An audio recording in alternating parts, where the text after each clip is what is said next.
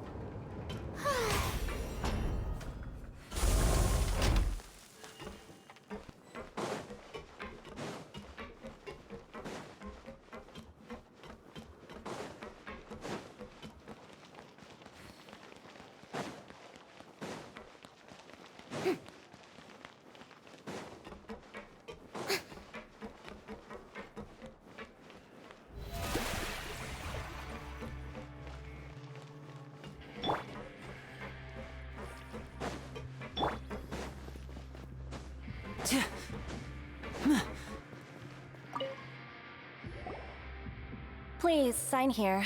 This document will be effective immediately upon signing, and you two may exit the fort. It's been so long since we've been to the surface. Let's hurry up and... What's happening?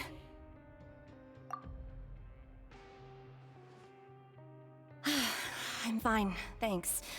But I wonder what that tremor was just now. Let's go ask the Duke.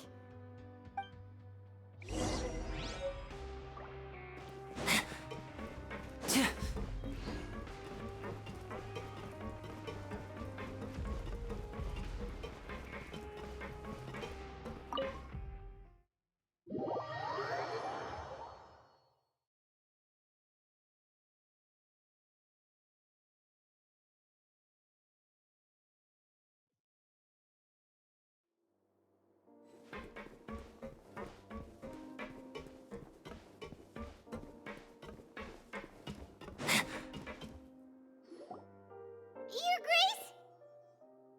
Ah, good to see you two. Is there something you wish to see me about? Yeah, what was with that earthquake just now? Ah, that.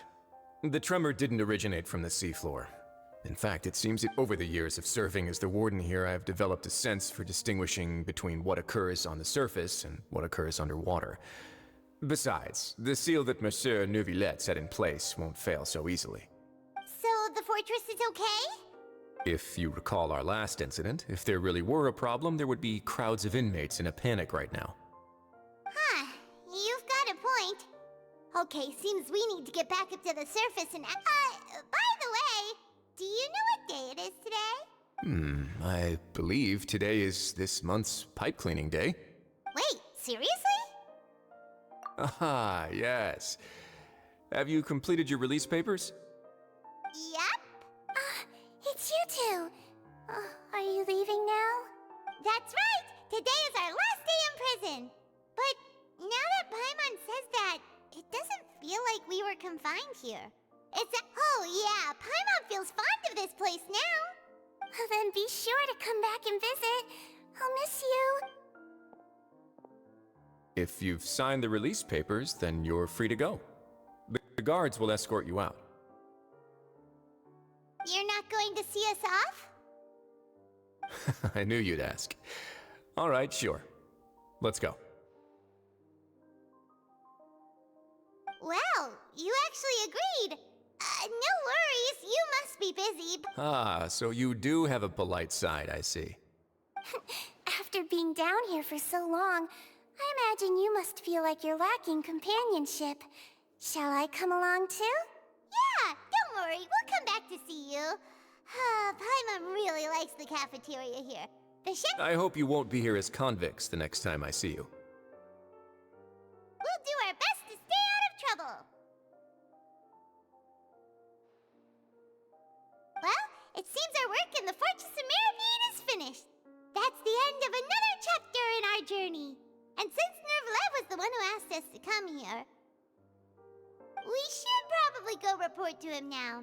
Next up, the Palais Mermonia! You're going to see Monsieur Nervilette? Please pass on our kind regards. I'm sure just your regards will do, no? I believe it would be the You're right. I've heard the Palais has been terribly busy these days. Tell him that I hope he hasn't been overwhelmed by the recent string of troubles.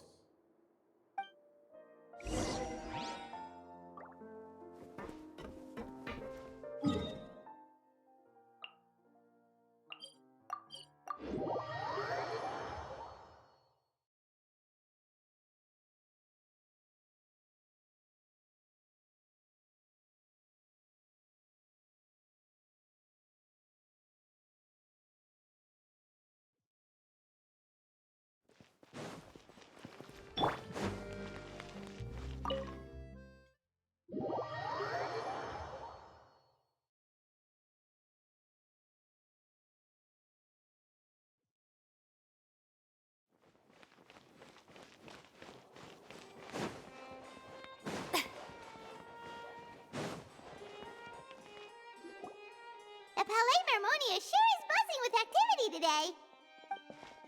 Halt! Huh? Oh, it's you two. Apologies. Monsieur Nervilette did say you'd be welcome at any time. Excuse me, would you mind helping me take a look at this report? I'll be right there.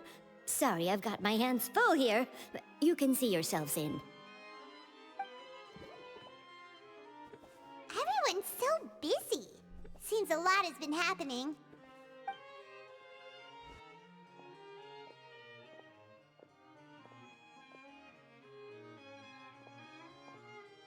Nervilette! Hello.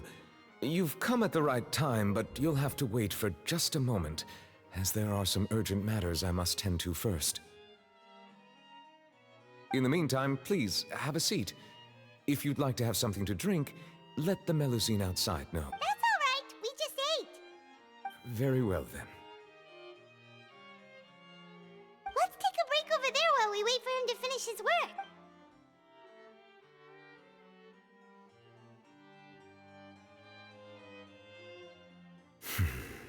All right.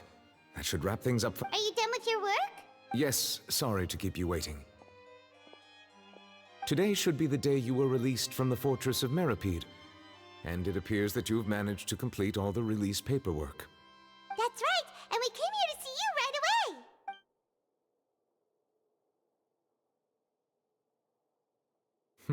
away. A massive whale.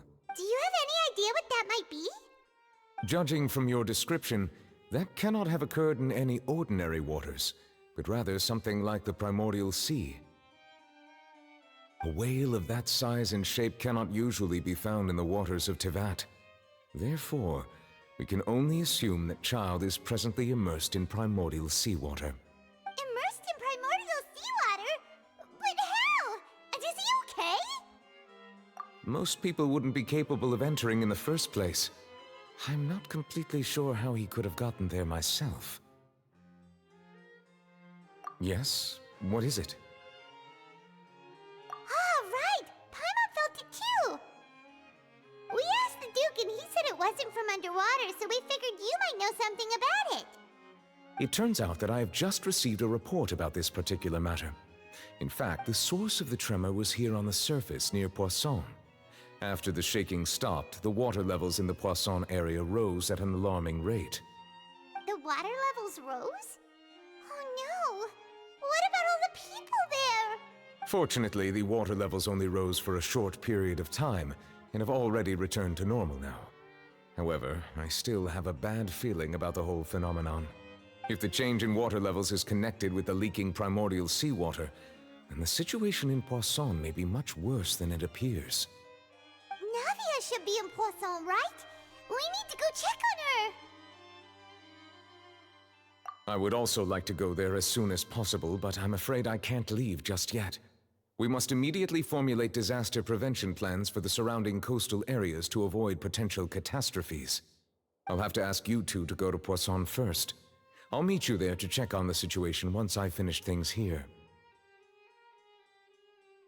There's no time to lose! Let's get going! Please be careful.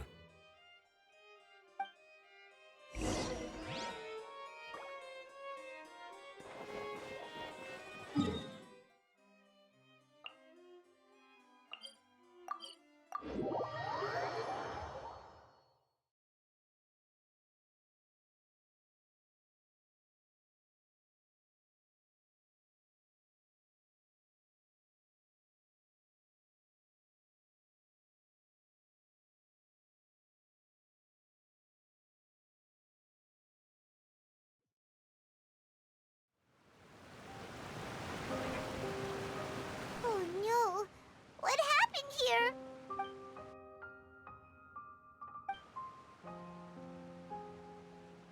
Navia should be around here, right? We need to make sure she's still... Paimon means we need to check on her.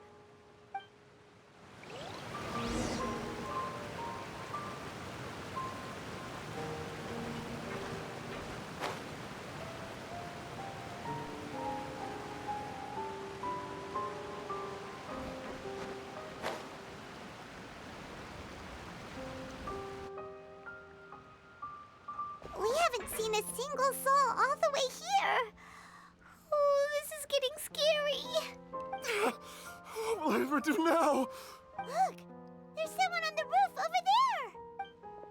Just stay put. We're coming up. Watch your balance.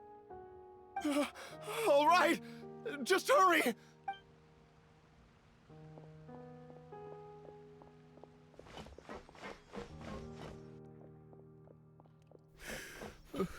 I'm not young anymore. How will I survive on my own? My Desiree! Oh, he looks pretty sad. My leg! My leg! How could this have happened? It hurts! Just hang in there. Help is on the way. You can hold my hand if it makes you feel better.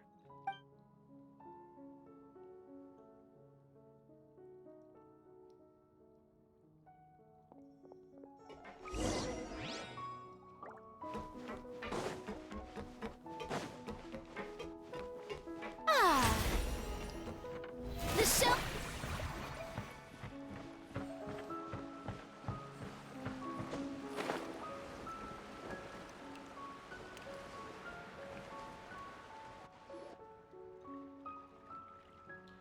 Oh, it's Navia. She's over there. Hey, Navia, are you okay?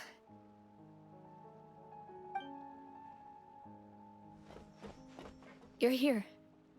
We heard there was a situation in Poisson, so we came as quickly as we... Yes. As you can see, the water level suddenly rose.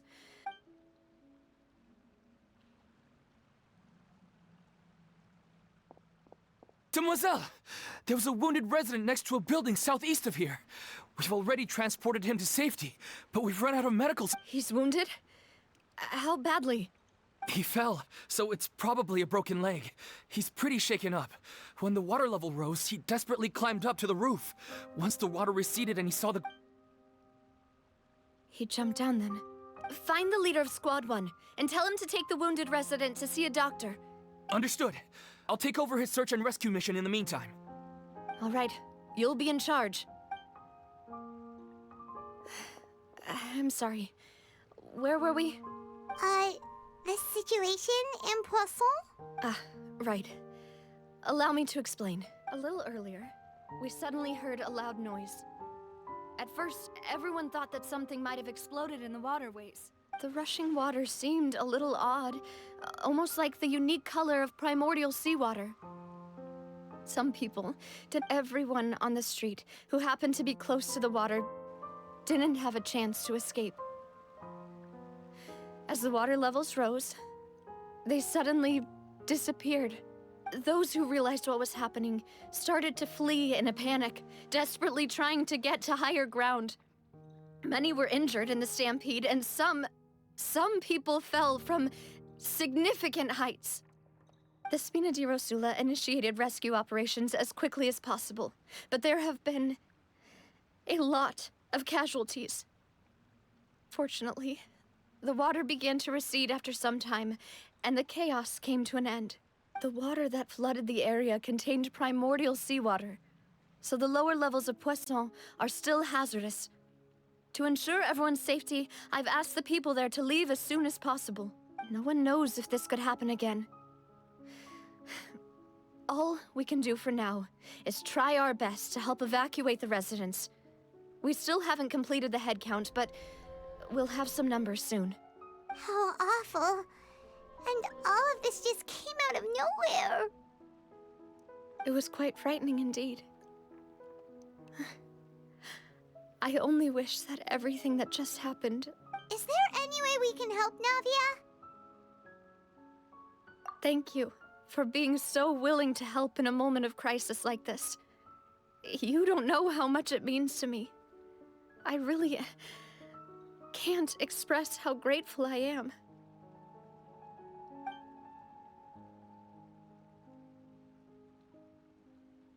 Don't say that, Navia. That's what friends are for.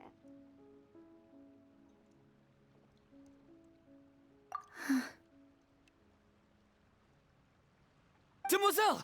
We've got a situation here! I'll be right there. Sorry, I need to go for now. And off she goes. Seems it might be a while before she can take a break.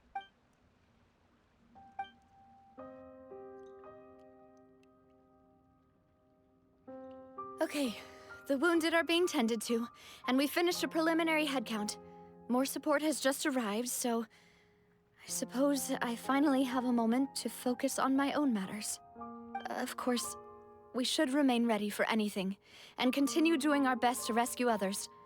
I'll be sure to have everyone at the Spina di Rosula ready to render assistance.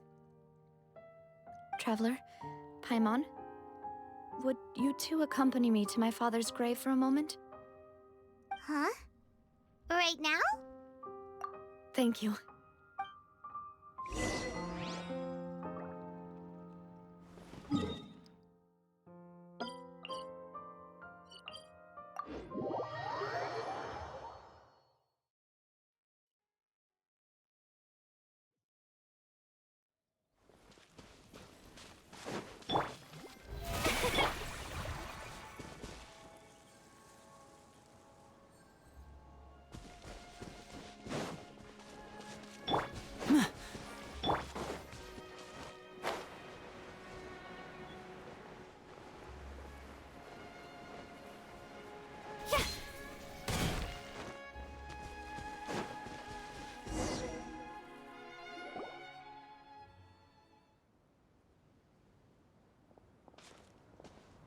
Not a lot of people here, huh? Well, given the time of day and the whole situation in Poisson... Right. That's how things are now. The living are so exhausted that they've no strength to spare any words for the dead. Navia?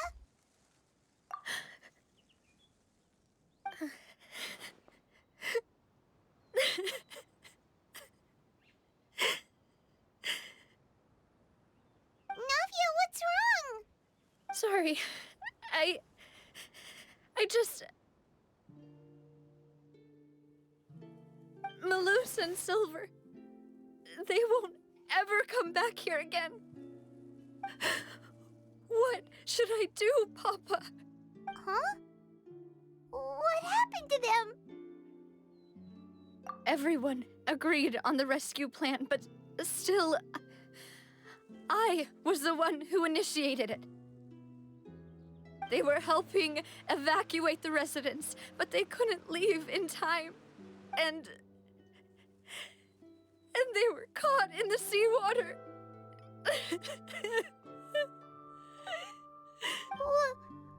What should we do? I've known them for so long.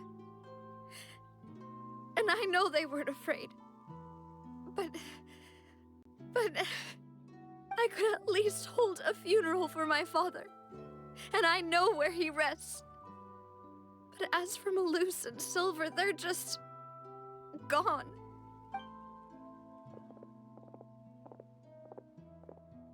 Everything looks so clean after it rains. Even the gravestones. I didn't expect that you'd enjoy a glass of red wine. I can understand. Besides, the scenery here isn't... See, it's not just me. I always want to bring something when I visit Papa. Perhaps we might even have a picnic. He wouldn't be angry, would he? How could Master ever be upset with you, Demoiselle? Yet the cemetery is the home of those who have passed, is it not? Everyone ends up here sooner or later, no matter who you are. Buying yourself a plot in advance, are you? No need yet. But when I do, I hope you'll let me be buried beside Master Callus, Demoiselle. Hey, stop joking around. I'm quite serious. That way, it will save us both the trip to see each other whenever you visit your father's grave. That makes sense. In that case, could I be buried on his other side? After all, besides you, Demoiselle, the two of us could certainly be considered Master's closest companions, no? Personally, I believe we fill those shoes just fine. Why are you bringing this up all of a sudden? Seriously. All right. I'll remember your requests. But I'd really prefer not to talk about this stuff. And what do you mean by saving me a trip? I'd make the journey even if I had... I'd promised to let them rest in peace here. But here I am breaking that promise. I'm sorry for letting you see me in a mess like this. I don't usually cry, really. Paimon doesn't know how to help you feel better. But, well, she understands how you feel. I had always thought I could make my wishes come true. But now that I think about it, that never solely relied on me. Many things can only be accomplished with someone else's help. Malus and Silver have helped me so much. But by contrast, I could do nothing for them. I'm so sorry. You can spend as much time as you need here, Navia. We'll stay with you. Thank you. Right now, you don't know how much that means. By the way, you can have a look at this. It's a list of victims from the incident that took place here. Obena, Khan, Burnett, Giverny, Francine, Karina, Daisy Ray, Joinville, Julianne, Esson, as well as Malus and Silver. So, everyone else is safe. But still... It's okay. I know what you're thinking. And you're right. The overall outcome indicates that the cost was worth it. Right! Don't think that way, Navia. One person might be saved at the expense of another, sure, but that isn't something we should... Malus and Silver were not the price for saving anyone. They're heroes! You're right. Thank you, Paimon. What you said just now was Pretty amazing, actually. Oh, really? Seems you've become more eloquent in the time since we last met. The knave? What are you doing here? Ah, is everything going well on your side? Yes, my people are carrying out the mission according to your request. All the residents of Poisson have been evacuated, and we're preparing to relocate them to higher ground. As for these supplies, we have everything taken care of. There is no need to worry. Thank you very much. Wait, do you two know each other? We just met recently. Right, Miss Navia? Usually, I would call this a coincidental encounter, but that doesn't quite fit this time. Besides, it never even crossed my mind that a Fatui Harbinger would come looking for me. Thanks to the Knave, Spina di Rosula received generous support from the Fatui, which allowed us to complete the rescue and evacuation work so quickly. Mutual aid is essential to fostering positive developments. We were already in the area, in any case, so it was nothing. That said, I must say that you're a lot sharper than you let on. I'm sure you understand what I mean. I apologize for all the ways in which I tested you previously. We've never worked with a Fatui before, and my subordinates have reported that Fatui soldiers have been observing water levels and taking head counts in various locations. I hear that they've also prepared a large amount of emergency supplies. I'm quite surprised. This is nothing to brag about, nor do I intend to. It is simply the way of powerful organizations to act forcefully, whether they are doing good or ill. You've witnessed that firsthand, in any case. As I've told this traveler before, I know of the prophecy, and I intend to prevent the impending disaster. Lending your organization a hand was a natural first step in accomplishing that. As such, do not be troubled by this token of our sincerity. Without your help, there would have been many more casualties. Furthermore, I sincerely regret what happened to Malus and Silver. I only wish that my people could have arrived a little earlier to prevent this from happening. Don't say that. You and your subordinates did everything you could. As Paimon said, Malus and Silver didn't choose to sacrifice themselves for any specific person. And they weren't the price paid for other salvation. They chose to become heroes themselves. I've never liked hearing people put it that way. It's like trying to relieve pain by saying some noble-sounding words. But right now, there's nothing more suitable. They really did become heroes. You're right. I'm sorry for your loss, Miss Navia. Water is life to Fontaine's people, and it also spells disaster. It's no wonder that people always say that prophecies represent fate. Fortunately, I've never been one for such opinions. So, you're one who will try to change fate, then? Of course. That is why I'm going to Hotel Bouffe de Thé. I still have some things to take care of, and the children need my attention. By the way, Traveler, Paimon, one more thing. Alright, then we'll just... Huh? This isn't right. Paimon thought you would ask us to walk with you for a moment so you could That is a clever and useful conversation technique, which I do like to use when necessary. But there's no need today. It would not hurt to have Miss Navia listening in. Traveler, I'm sure you remember that I said we could work together when we had the chance. You and I both know that there may be issues with the Primordial Sea. Previously, it was the Fortress of Meripede's sluice gate, and this time it was the water levels in Poisson. These are both signals. Indeed. Allow me to share the latest intel I've received from the House of the Hearth's intelligence network with you. During some recent investigations, a child claimed to have discovered some ruins near Poisson. The ruins date back to ancient times, and seem to be worth investigating in many ways. Judging by the dating of the ruins, they may be related to the prophecy and the coming crisis. The situation is becoming more urgent, so any pertinent information will prove extremely precious. My people initially came to prepare for ruin exploration. Unexpectedly, this disaster struck. And at present, we're all busy prioritizing the rescue effort. So that's why the Fatui were already in Poisson. I wanted to take the children along, but unfortunately, Linny, Lynette, and Fremine have all been dispatched to higher ground to assist affected residents. Linny told me that outside of the house, the person they trust most is you, which is why I want to give you this task. The House of the Hearth's members see each other as family, but Linny, Lynette, and Fremine said that they also see you as such. I'm sure you already understand how earnest they consider their friendship with you to be. Oh, that somehow makes Paimon feel kinda happy. The intel I just shared about the ruins could fetch a high price. But since the children consider you family, it's only— Got it!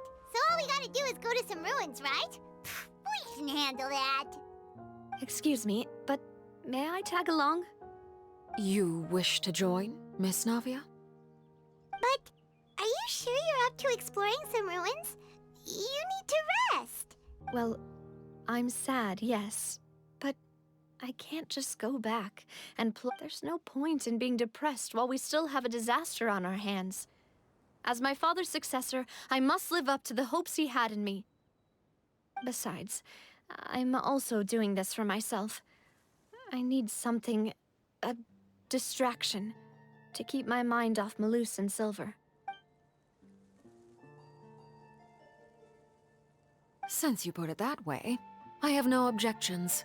What do you say, traveler? All right. The ruins are to the south of Poisson. Here's the map.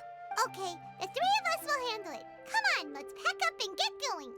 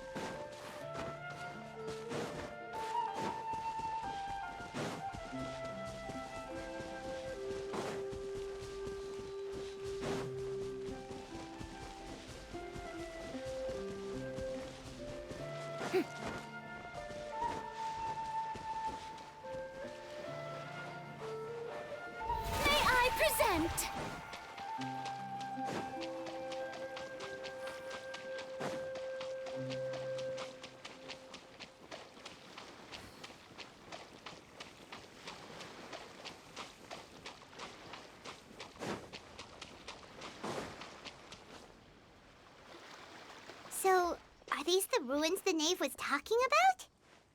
Whoa, talk about old. They seem to be pretty ancient, all right. Let's go in and have a look. Just be careful.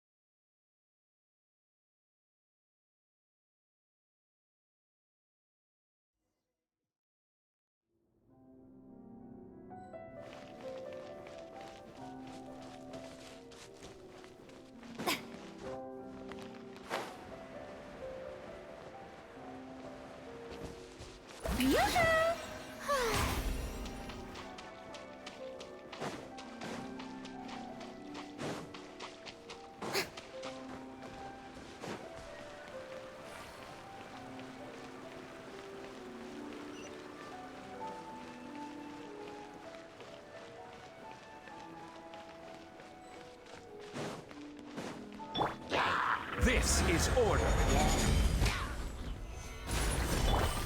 The show begins!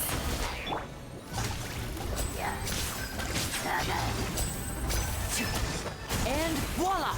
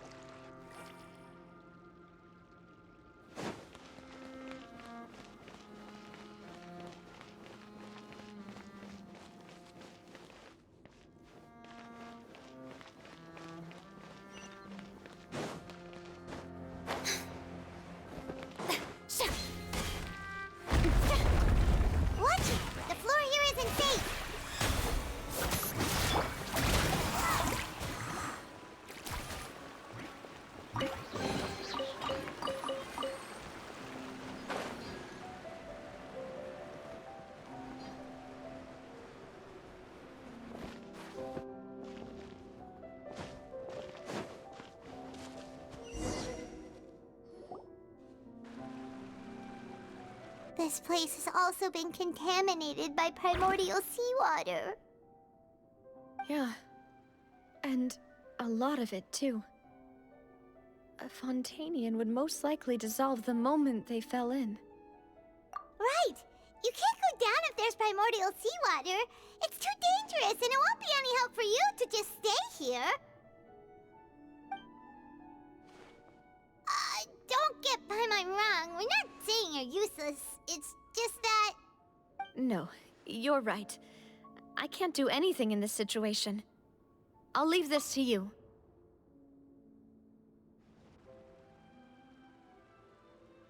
That complicates things. In that case, do you want to wait for us here? The water levels here are unstable, and there's a chance the water will rise. So, staying here wouldn't be safe either. I'll go together with you. Perhaps we'll find the exit just up... All right. Come with us for... Oh no, it's a dead end! Let's try climbing over from the side.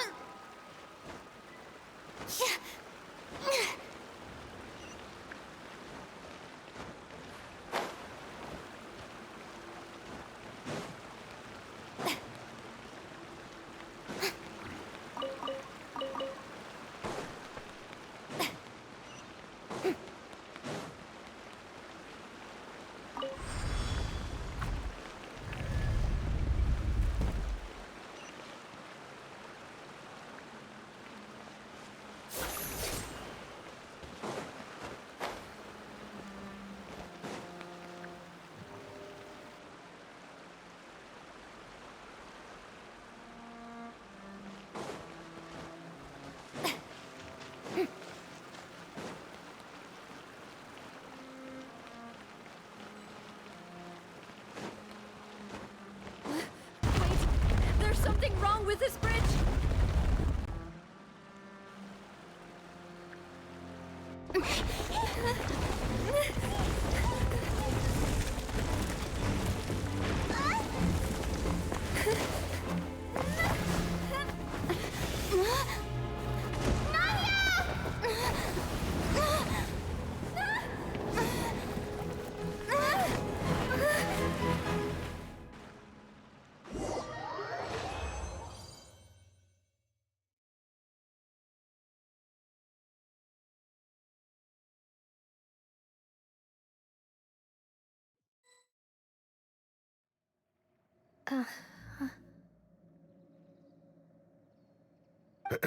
Demoiselle? Huh? Demoiselle, what are you doing here by yourself? Would you be standing here till dark if I hadn't come to get you? Maybe she just wants some time to herself, Malus. Oh. Was I? Yes, it would appear so. I must be tired. That's quite possible. However, you were the one that suggested we go out for a walk. Oh, right. I nearly forgot. It must have slipped my mind when I dozed off. I haven't had a nap today yet. This is a familiar feeling, yet something's a little strange. Is something the matter, Demoiselle? Oh, no. No, I'm fine. I was just trying to recall why we came out for a walk. Do you remember Mr. Giverny? He'd requested our help before with foreign merchants who had a debt dispute with him, and we'd resolved the matter not long ago. We were headed to see how things were going with him at the moment. Ah, right. Yes. I remember now. Oh? Miss Navia. Ah, Mr. Malus. And Mr. Silver, too. It's good to see all of you. How have you been? I've been great. Thanks to your help, those bothersome merchants finally realized that I wasn't the one they were looking for. Why, I wasn't even the guarantor for that person. They were knocking at my door day and night. Even my neighbor, Obina, was getting fed up with them. Sometimes force is required to calm someone down and get them to listen to what you have to say. That's right. Oh, by the way, Burnett, what was it that you wanted to give to Miss Navia again? Oh, yes. One moment, I have Miss Navia. These are some flower seeds that I prepared. Please take them. They're a very good variety, and they'll become very big and beautiful once they bloom. I don't know what we would have done without your help, so this is a little token of our appreciation. Ah, did you cultivate them yourself? Why, we can have as many pots as you'd like, demoiselle. Perfect. In that case, we'll swap out some of the decorative plants for some of Mrs. Very well. Wait. Excuse me, madam. If I'm not... That's right. Is some... no, it's nothing. This is the first time we've ever met, but your name seemed familiar to me. I've heard this name before. And why are there so few people around here? We must mind the time, demoiselle. We still have important... Huh? We do? Like what? Well, now, did you forget? Miss Navia, here you are. I've been looking for you. Please, come to the Opera House. Your trial is... My trial? Wait, Yes, she's right, demoiselle. It's just about time... Oh? All right, then.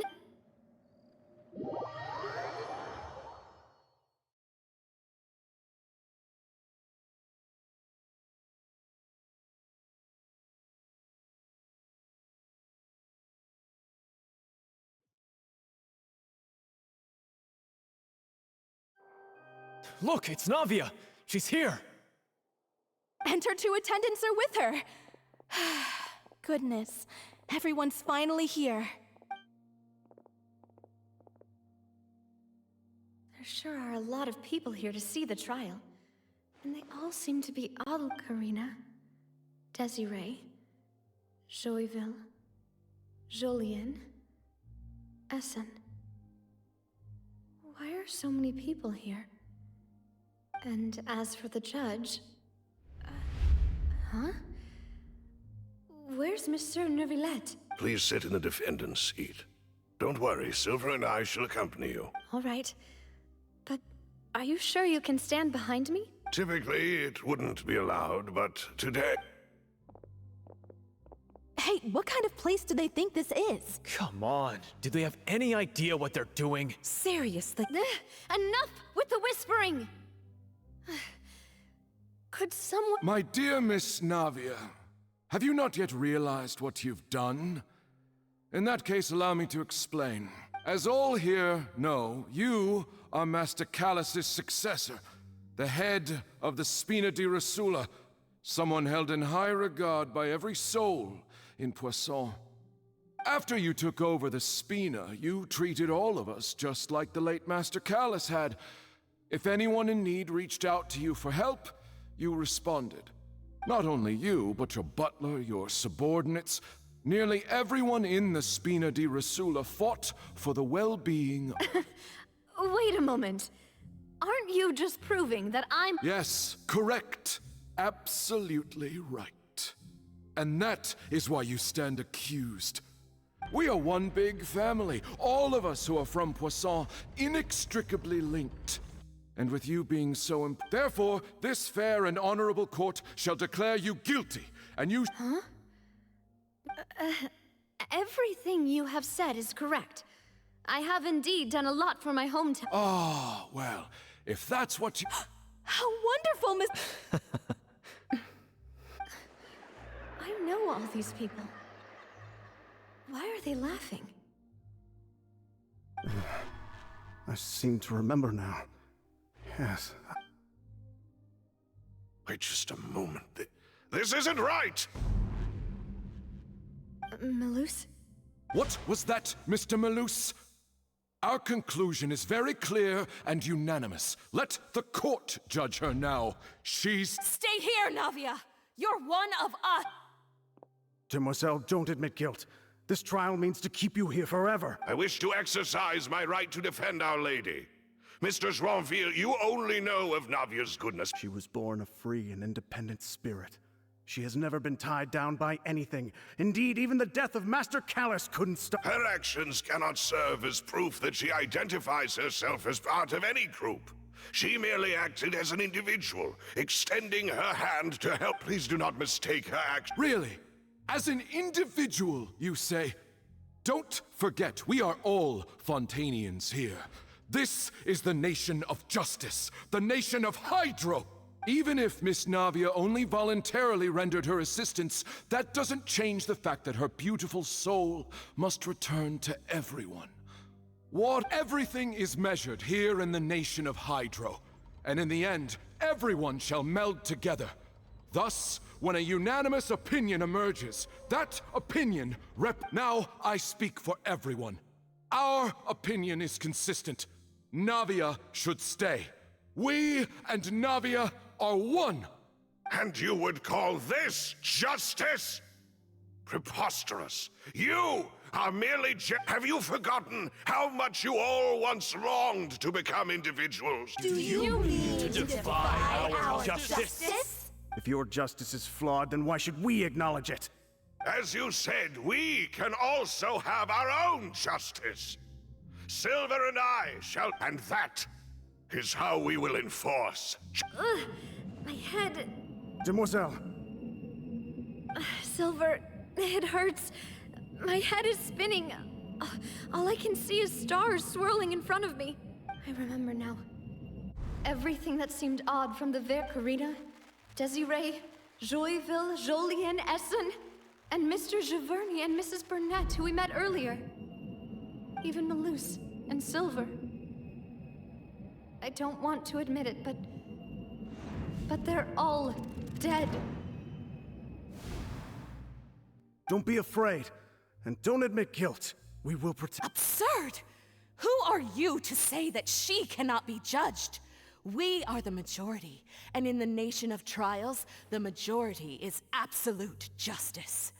We are the will of all. Don't let them escape! We shall keep Navia here with— Mr. Malus and Mr. Silver, must you be so stubborn? How could the two of you possibly hope to stand against the collective? Do not resist. This judgment is fair and just. Navia belongs to us. After all that happened, she should not be left alone in Poisson. What are you saying? No more excuses!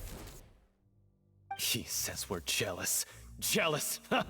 How could she possibly be an independent individual? What's with these people? Who's jealous of her? She belongs to us! Miss Navia, she... Silence! That's...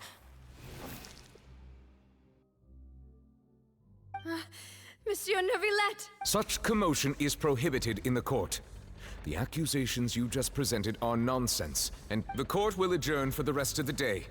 In this, I shall hear no objections from any unauthorized party. Our thanks, Monsieur Neuvillette. Please leave with me, Miss Navia, while there is still time. But...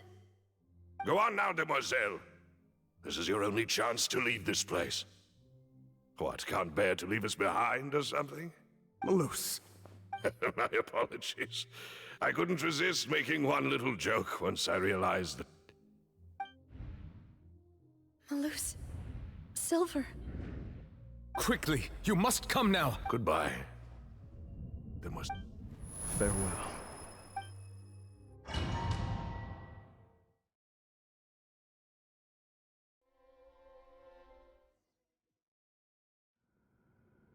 No, wait! Just a second! Navia? You're awake. Good. I must have been dreaming.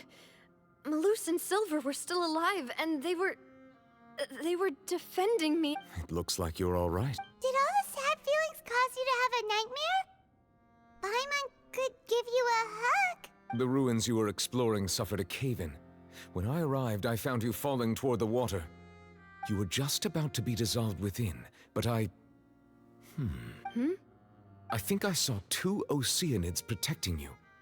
It was only for a moment, perhaps even a fraction of a second, but they gave me the chance to retrieve you. Were it not for their intervention, I would not have been able to rescue you before your— Wait, did you say Oceanids? You mean like what happened with Vache? Perhaps those two Oceanids were the I always told them that they didn't have to protect me. To think that they'd keep doing so even after— Please come with me.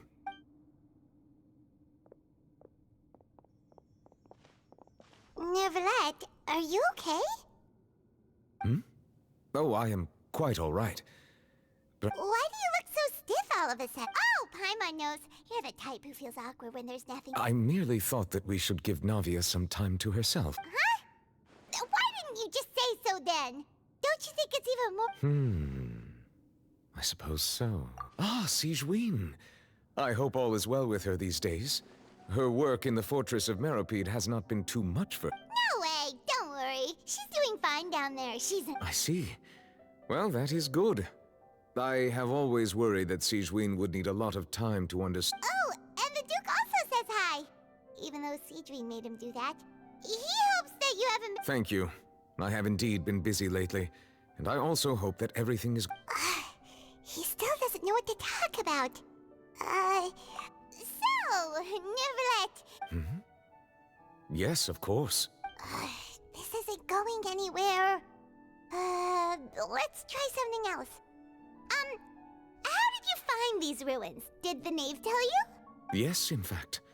I had arranged to meet you in Poisson, but when I arrived, I discovered that the Fatui were helping the residents evacuate. They had even transported a large quantity of supplies. Amid my astonishment, I ran into the knave, and we had a chat. She informed me that she had asked you to investigate the ancient— Yeah, we originally planned to meet up with you, but we thought you might still be busy with all those official documents. We didn't think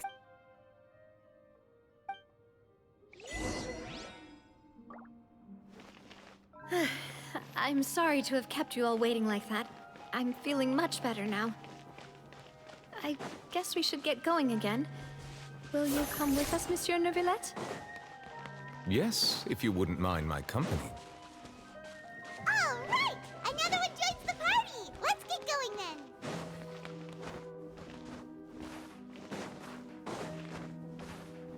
Hup. Yep.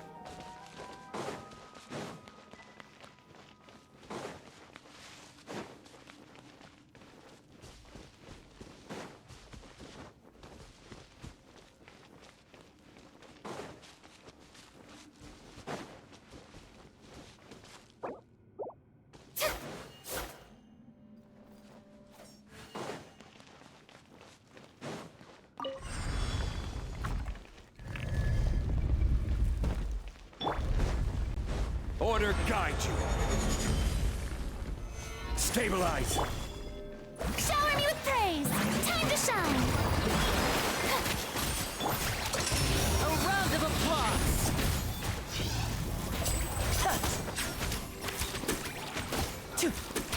Nana Kundala.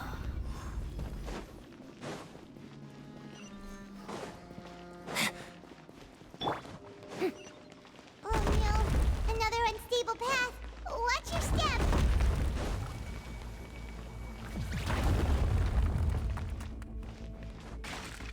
Huh?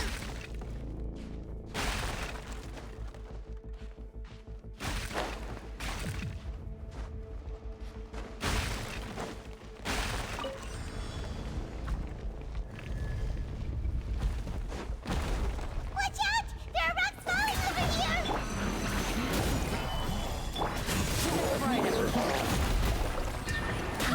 Barbados!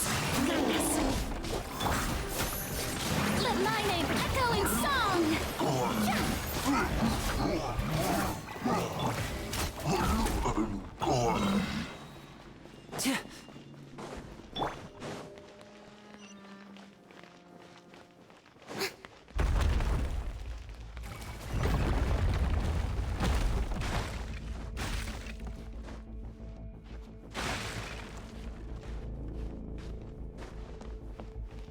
It seems we're almost at the top. Keep it up!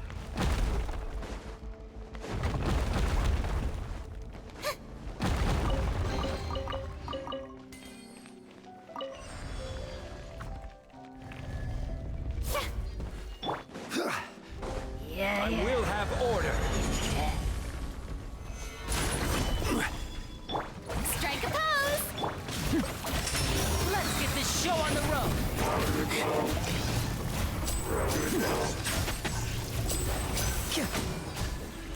Now disappear.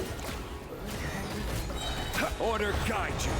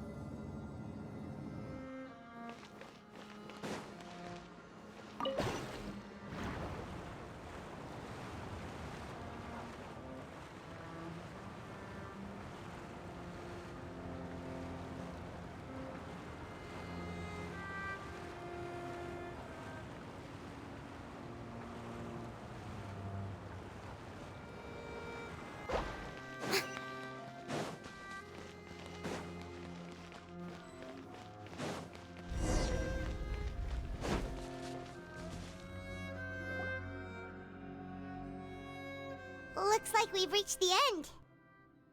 This is the place. There should not be any other hidden spaces in the vicinity. The path sure had some twists and turns, but it turns out that this place isn't actually that big.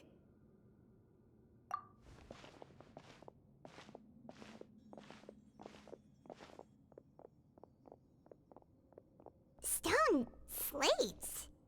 It seems like they were put here as an offering.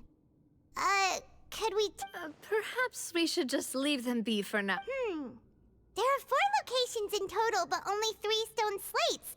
The slate that should be in the first empty spot. The surrounding walls also show... There's something written below. Let Paimon see.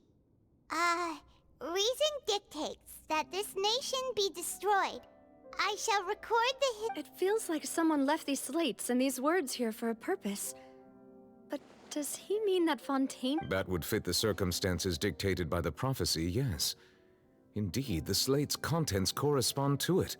Take the second slate, for example. There's a person kneeling here.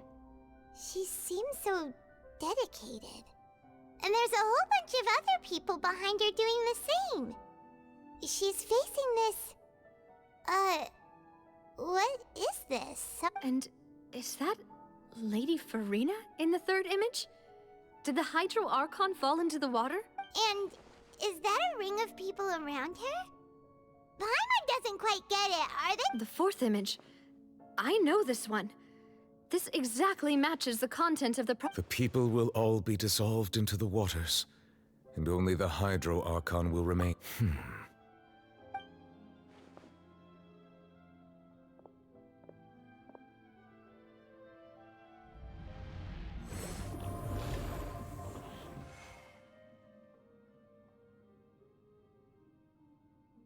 More information should be hidden in these slates, but I fear I cannot easily uncover it. Don't blame yourself, Monsieur Neuvillette. Deciphering ancient stone slates isn't one of your duties. Ooh, Paimon's getting the chills just looking at these slates. This says that it's the history of the future, right? That means the prophecy's sure to come true. I really hope it doesn't... Still, Paimon feels like these images...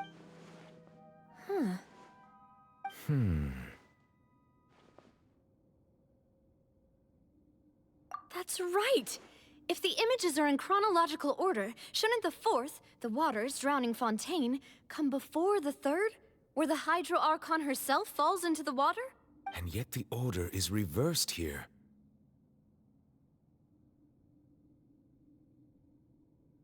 If we go by timing, Lady Farina only emerges in the third image. That means that the person in the second image might be the previous Hydro Archon. Egeria, then. I had never met her, but her appearance here does match the record. The previous Archon kneeling before the floating island in the skies, as if confessing a sin. Did she herself commit that sin? And also, I'm still wondering why these ancient stone slates are here at all. Judging from their contents, could this place be the origin of the... But who would have created these slates and... It seems that any further clues will have to come. In that case, there's no time to lose. There's nothing else to be gained here. Yeah, We better get somewhere safe for now.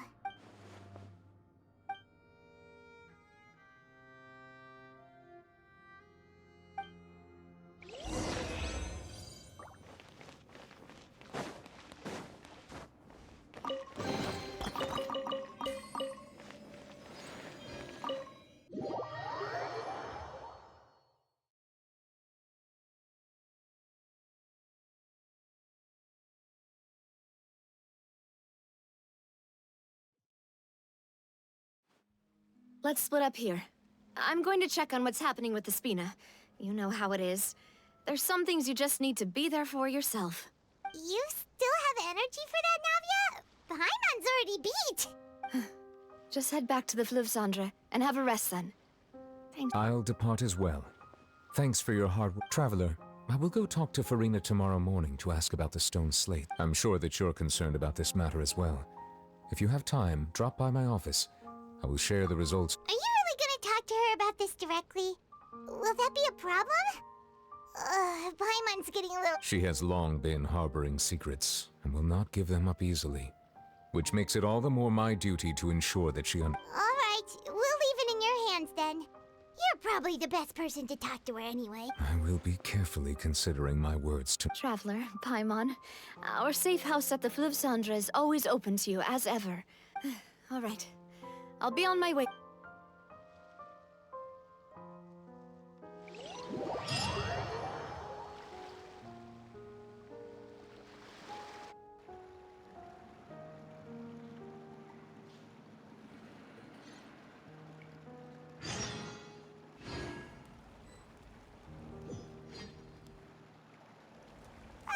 We're finally back! Welcome back. We've got a special menu prepared for you two tonight. Yay! And there's good food too! No, the boss is the best. Ooh, desserts! Nice, these are all... Paimon's already starting to forget what happened today. Oh, that voice. Is that... Huh? It's you two. What are you doing in Fontaine?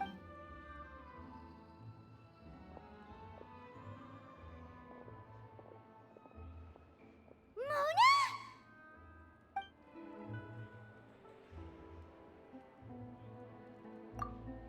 Seriously, nobody just uses a scry glass whenever they've got time to just see who... Still, we didn't expect to see you here. Wait, you're not a Fontainian, are you, Mona? Well, I have some business to attend to here, so I booked a hotel in the city. I was just out for a stroll. Why did you think I was from Fontaine, though? Is that because Magistus doesn't sound much like a Mondstadter surname? Yeah, let's go with that. Well, I used to have my own surname, which was, well, some other thing.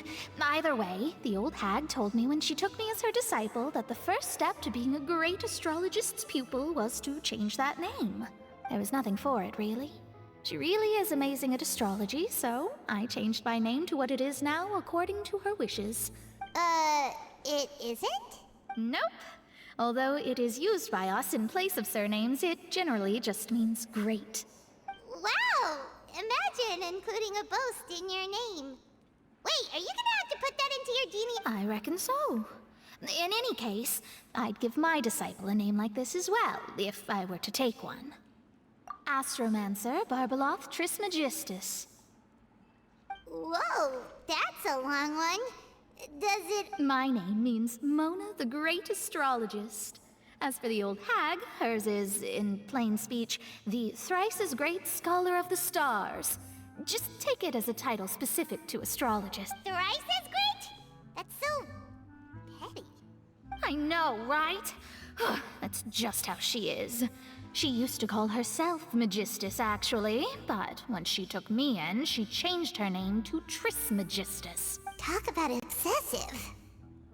Magistus is thus the calling card of our school, so to speak, which makes it about the same as a surname. It's all right if you don't get it.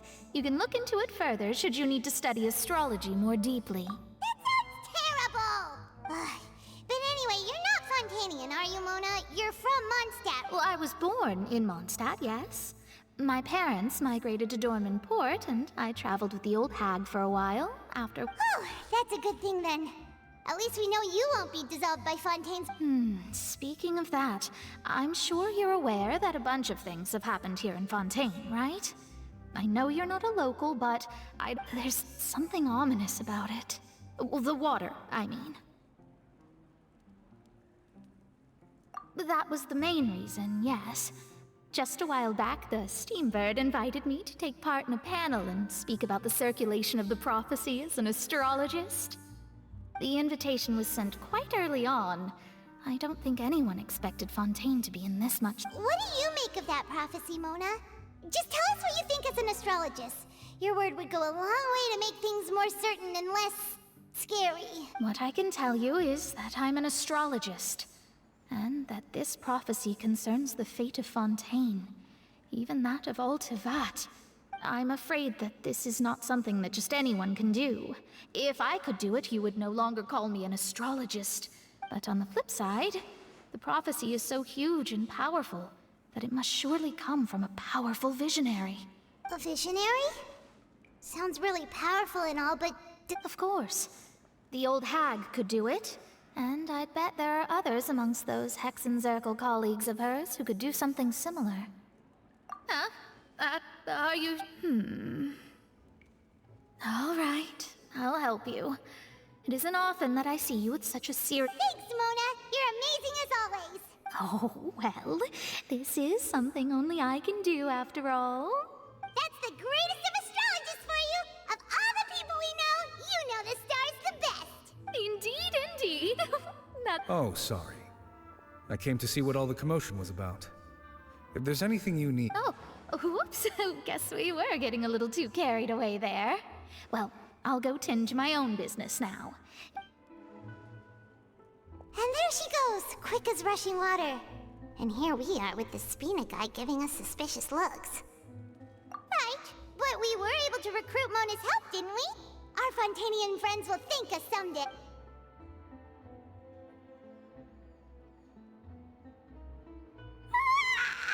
Good morning. To be honest, Paimon's still feeling kinda sleepy. But it's time to get up, traveler. We agreed to go see Neuvillette, so let's pack it up and get going.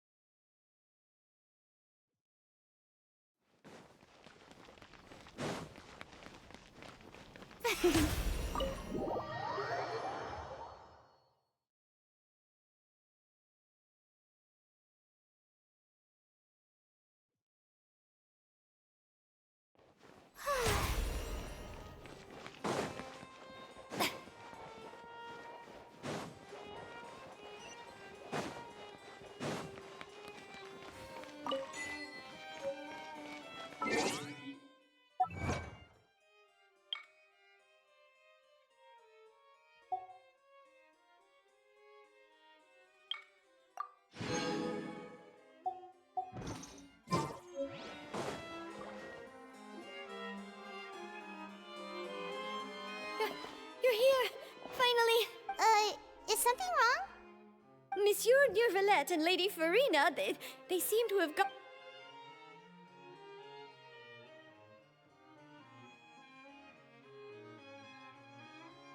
Like I said, I've already explained everything! And yet the problem has not been properly solved. There is little space for excuses between... It is not my intention to offend you, but please, tell me where you stand. You are the Hydro Archon Focalor, are you not? Look at this.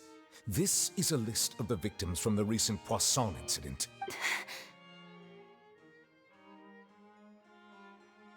You mean... We did not arrive in time to avert this disaster, and I will not have it happen again. I will say this once more. You must tell me everything you know. Yesterday, I found 3 stone slates in some ancient ruins near Poisson. Do you know— Seriously? You're questioning me like this is a court case now. I don't know anything about that.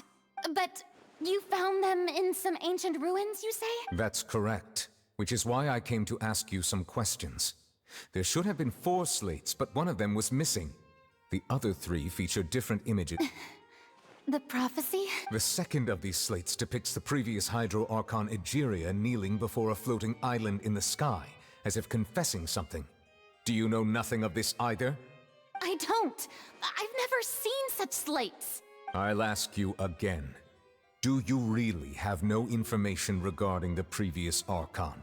My deciphering of the slates indicates that the Hydro Archon Egeria once had to confess to, or apologize for, a certain sin. If anyone would know about it, it should— All gods don't have the same secrets, you know. She was herself and I'm me. Is it really so strange that I know nothing? I understand your concerns, but I'm sorry. I just don't have anything to tell you. Forgive me for saying this now, Lady Farina, but I have long known of your various secret investigations into certain— There are several indications that you have been investigating the prophecy on the slot. This is not strange in itself, considering that you are the Hydro Archon. But it is strange that you should also claim to not know any of Egeria's secrets, as well as do nothing following your inquiries. You have never been as superficial as you have presented yourself to be, nor are you a fool. And yet, your behavior is very inconsistent.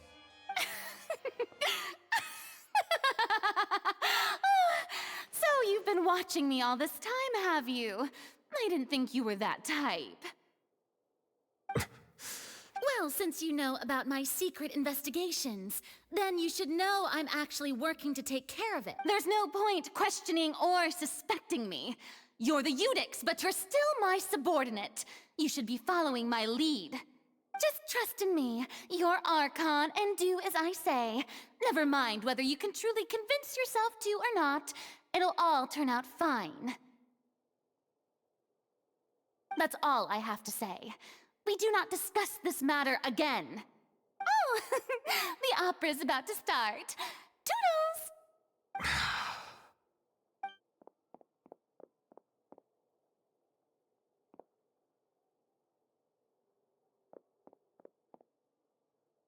Did Farina not notice us standing by the door? Wonder what's up with her. She was smiling. Huh. She didn't seem in the mood to care if we were— I assume you've been outside for a while now? Oh! You noticed! Seems Farina didn't even realize we— She was in a great panic, though I cannot discern the reason. Our discussion reached impasses time and again. Still, I do not understand. Dialogue is the basis for understanding, so why did she keep refusing to engage? Everyone in her inner circle has noticed that she is hiding some secret. The issue is her attitude. I fear that she will not reveal anything unless we may have to create a situation in which she will have no choice but— Oh? Normally, people will only reveal the truth when standing trial. Perhaps we must have the Hydro Archon But Farina's seen so many trials, and she's really good at dodging questions. How do we make sure that she won't just slip away at the first— We will need to consider this thoroughly, join forces with various parties. If at all possible, I would prefer to recuse myself from this affair, but we must prevent the prophecy from— This may be cruel to her, but all Fontaine is in crisis. The information a god possesses is too precious, and so we must take a chance. But who will lend us their aid to do such a thing?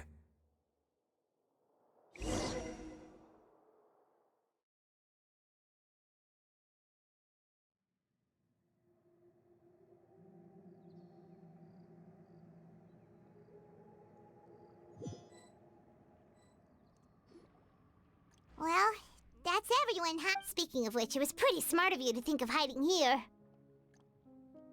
Poisson was just involved in a disaster, so it's presently devoid of people.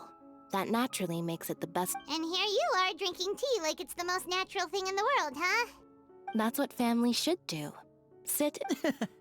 It's nice to enjoy tea here, you know? Care for a cup? Lend me your ears, everyone. Or perhaps one of you might like to start us off. How about you, friend? Me? No. Then, how about you, good sir? I fear that I will cause the mood on this boat to become as somber as it is in court. Well then, I guess we're lucky we've got a local like me to organize things. Wonderful, the spotlight at last. I guess I'll be facilitating things from here. That was a little long-winded, don't you think? Oh, you might be right. Anyway, to cut to the chase, our friend here, the Traveler, has brought us together to discuss something. As for what that is, well, let's start by saying that we'll be pooling our efforts together to create a series of traps. Oh? How intriguing. Well, it's just an expression, really. One that I just learned from Chlorand, and used on the spot. So, let's invite her to explain in detail. A round of applause, please. Huh? Didn't you say that you would be facilitating this? Oh, come now. Your work doesn't involve much public speaking, right? This is a good chance to practice. You might even pick up some fancy oratory tricks to impress— I see. And what does my boss say? He is glad that you consider him your boss. Do go on.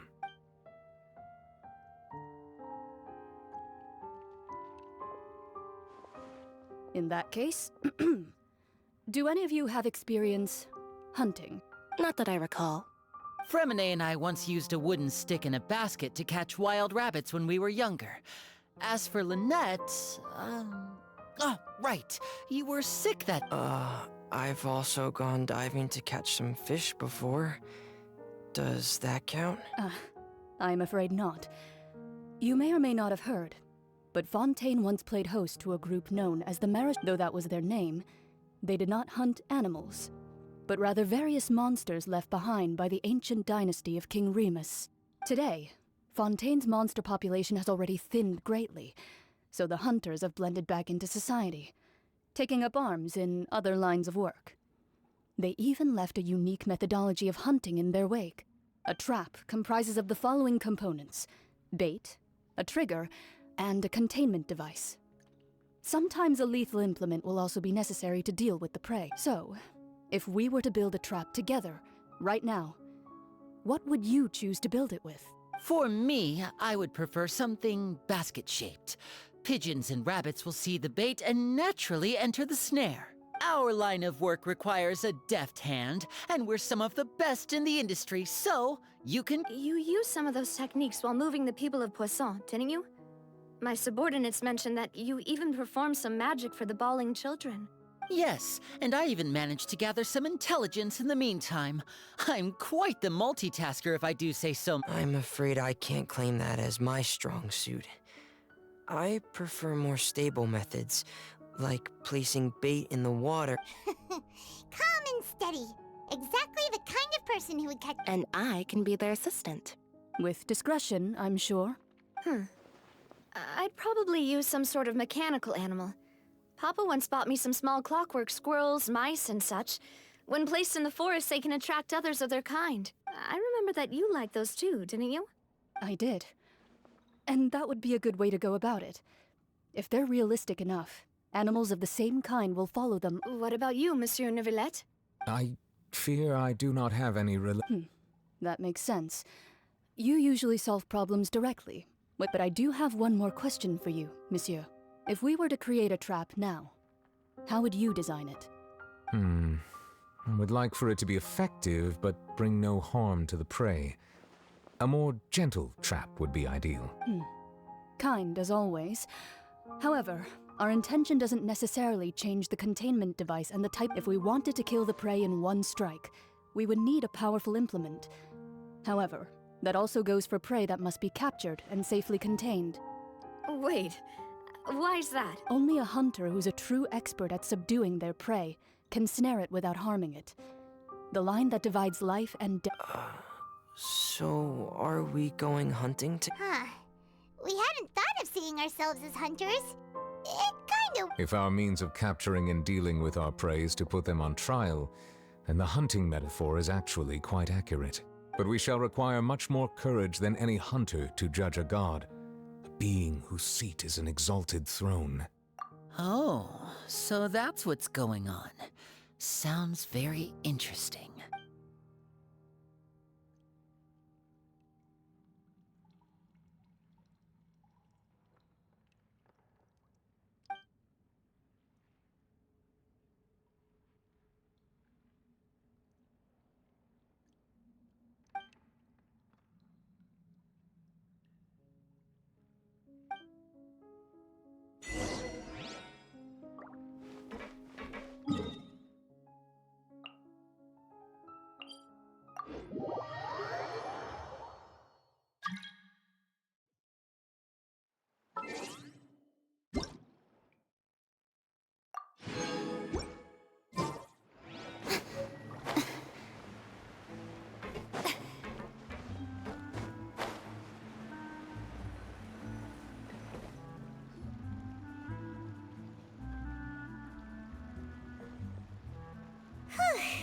It's been a tough few days, hasn't it? So much has been happening. Paimon didn't think the meetings would go on for so long. Paimon thought they'd be at least a little frightened. Well, Fremine was, now that Paimon thinks about it, but everyone else, well, it's hard to say. Paimon doesn't have any experience with this sort of thing. After all, you're the most reliable person in the world, aren't you? Did you just pour some tea? Paimon didn't notice you doing what's that? Paimon's never seen that cup before. Don't be frightened. I'm just joining you two for tea. I merely refrained from saying anything till now. Who's that voice? Ah, have you forgotten me already? Wait, you are familiar. You're the voice we heard from the sky in Sumeru.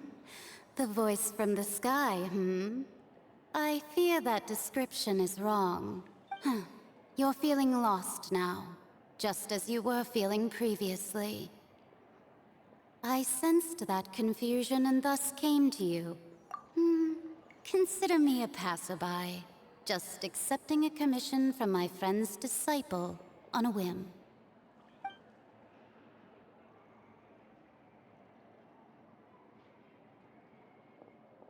The prophecy. Yes, what has been prophesied will be fulfilled. You may view such things as the history. What? Then is there any way we can... I believe you have witnessed a failed attempt with your own eyes.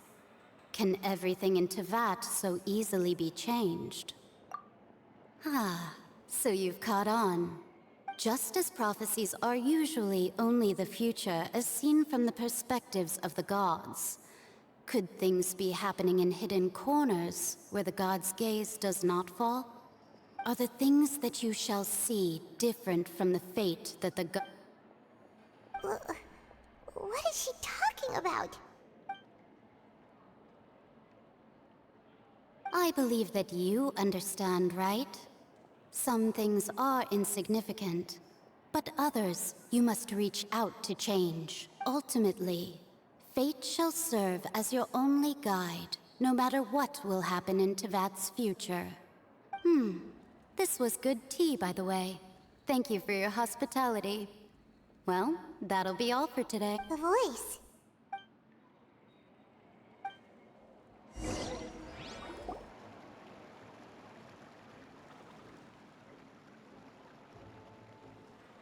Alright,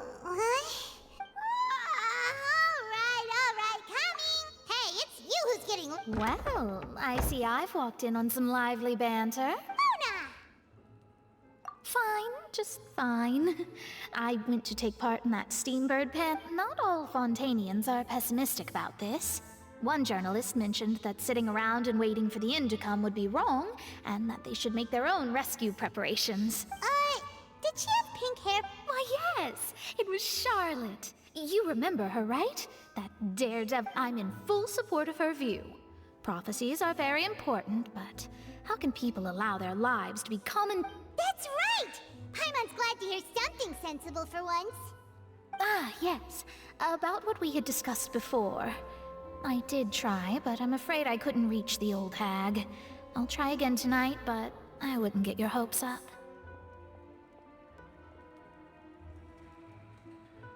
Huh?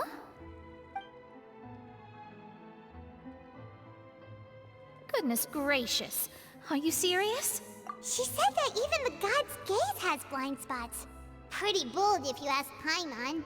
Most people would believe the gods to be all-knowing. The Hexen Circle members are certainly anything but ordinary.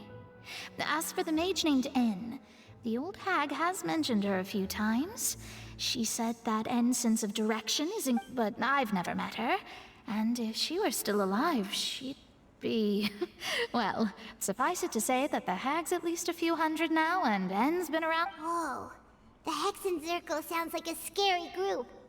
But they must really stay in shape to... Their abilities alone are pretty terrifying. If she came to see you personally, then the problem you're facing must truly be of great importance. Well, it's not like Paimon could understand anything she said. Yes, she was quite cryptic, but I suspect she means that there is still a way to turn things around. Perhaps it is something that you cannot know right now.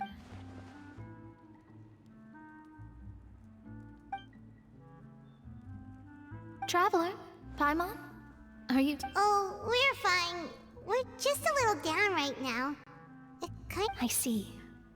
I feel that same sense of death. I guess you could consider me someone who has often witnessed fate. So far as I have seen, it cannot be swayed. But even so, I still hope for, and believe in, miracles.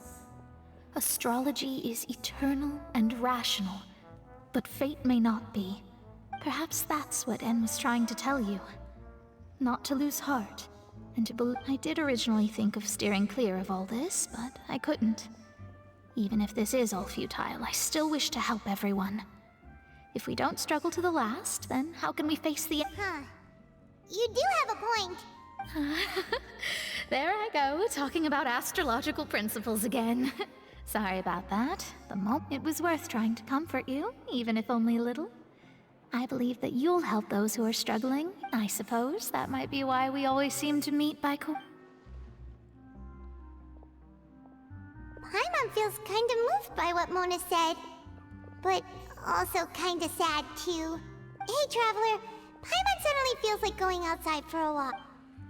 Let's walk around the city, shall we? There's a few spots we always like to walk by.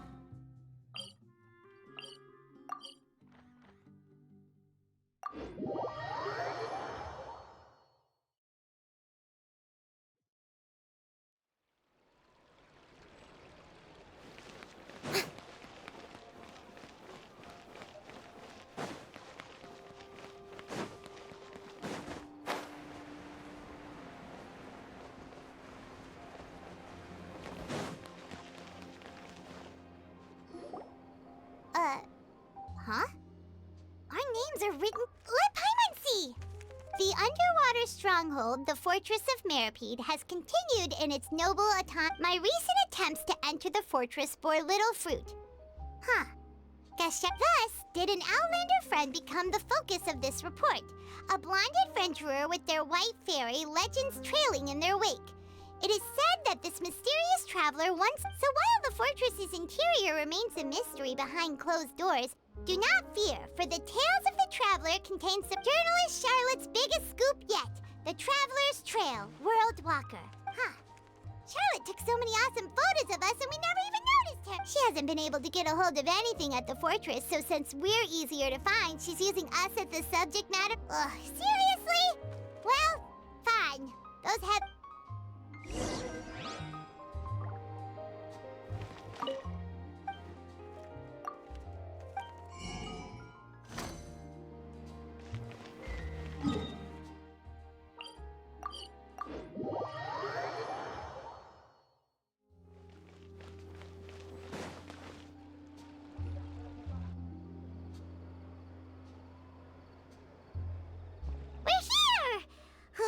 Paimon's...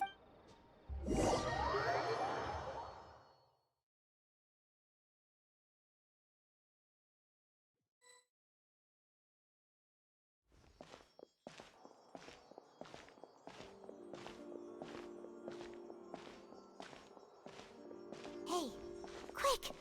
Look! That's the limited edition, only 16 slices a day cake! It was so delicious the last time we tried it! Despite the tense situation we were in, let's give it another go! Paimon's sure it'll be great! 1 slice of cake, please. Someone showed up after all. Oh, wait, you're the one from the Palais Mermonia. Oh, are you here to buy cake too? It seems Monsieur Nervalette was right. You... Wait, did he really say something like that? That's right. Even he has his own preferences when it comes to food.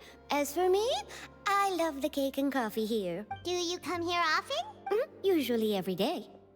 Every day? It's part of my daily schedule, apart from work. I shall have my cake. Then what if someone told you one day that this place would be closing soon, and you wouldn't get to eat cake here anymore? But why would it close? Well, Paimon doesn't know either, but maybe... Oh, the prophecy.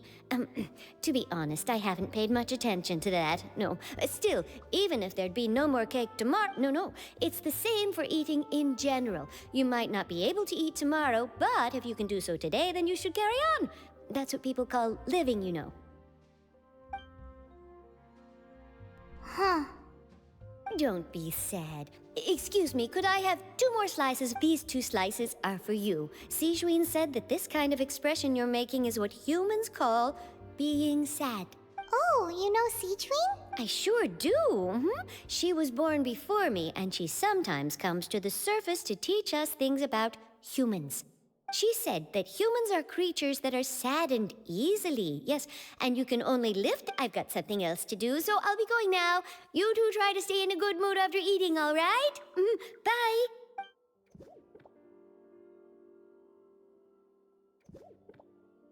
And there she goes. All right, let's dig in. Paimon's sure this cake will be delicious. It's more delicious than last time! And the flavor gets even better with a sip of tea. It sure would be nice if we could always eat delicious food here.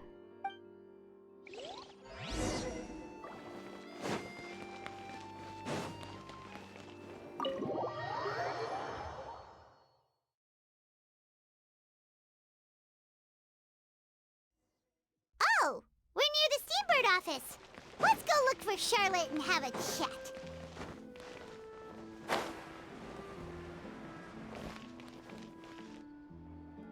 Wow! If it isn't the Traveler and Paimon! Oh, have you seen the article I wrote about you? Ha! You've got some nerve! You just used us to make some quick mora! Oh, you needn't worry about that. I heard that you were in Poisson some time back, so I sent you a letter to discuss just that. It appears it's all right, though. I've set aside the amount intended for you. I've even set the table with some food. Really? Oh, you're the best! You're almost a little too easy to win over, Paimon. If I were a journalist with ulterior motives, you'd be in trouble now, you know. Oh, Paimon knows you're not like... Still, what brings you here all of a sudden? Were you looking for me? When Mona mentioned you, we thought of coming to see you at work. I see. It seems you've already bumped into Mona here in Fontaine. So she mentioned me? What did she say? She said that you're a real daredevil of a journal. Nice. In which case, can this daredevil journalist dare to request an exclusive interview with the legendary Huh? So your article in the paper today? Oh, of course it doesn't. That was more like live photography. What I'd like to do is dive deeper and ask you to talk about the things you've seen. Yeah, are we even qualified enough? Why not? If I say you're worth an interview, then you're worth it. But not right now, of course. I'll need a... Oh, in that case, we'll just chat when you have the time then? Oh, so that's a yes? Ooh, splendid! I'll tell the editor-in-chief immediately. I'll have to apply for lighting, a venue, some props, and... Whew, so much to get done now. Talk to you later. Wait, Charlotte, Paimon's still got a question for you. And what's that? If, just for example, Fontaine were to be flooded tomorrow? Huh. That's the prophecy you're talking about, isn't it? I mean, I do hear about it often, but if you're seriously asking, then I might try and think of a way to leave Fontaine. Oh, but I'm still a journalist first and foremost. That means I have a duty to be reporting from the scene. And secondly, I wouldn't forsake my homeland. That, from what I've seen, most people don't know what they'd do should the worst come to pass. In truth, it might be better just to behave, so in all likelihood, I'd probably still be prepping at the office for that interview of ours. I know what you're thinking. that sounds a bit sad, but I've always believed... Just think about it. If this nation really were to be suddenly destroyed tomorrow, but I still successfully finish and then do you know what I'd do? Well, I'd write that story, send it for printing, and use messenger pigeons to get copies out to the various nations as soon... I'm not a dreamer, nor am I a workaholic. But I do love my job. And I'd be proud of leaving such an article behind. I guess you could say... But anyway, that's my answer. And on that note, I'll get back to my preparation. That's so nice. Anyway, let's go and take a look at the sea, shall we?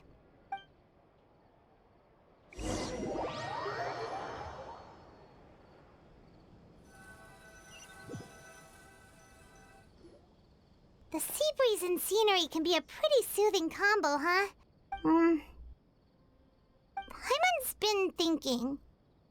If it wasn't Fontaine, but all of Tevat that would be destroyed tomorrow, where would we go and what would... No, Paimon should ask if you could choose.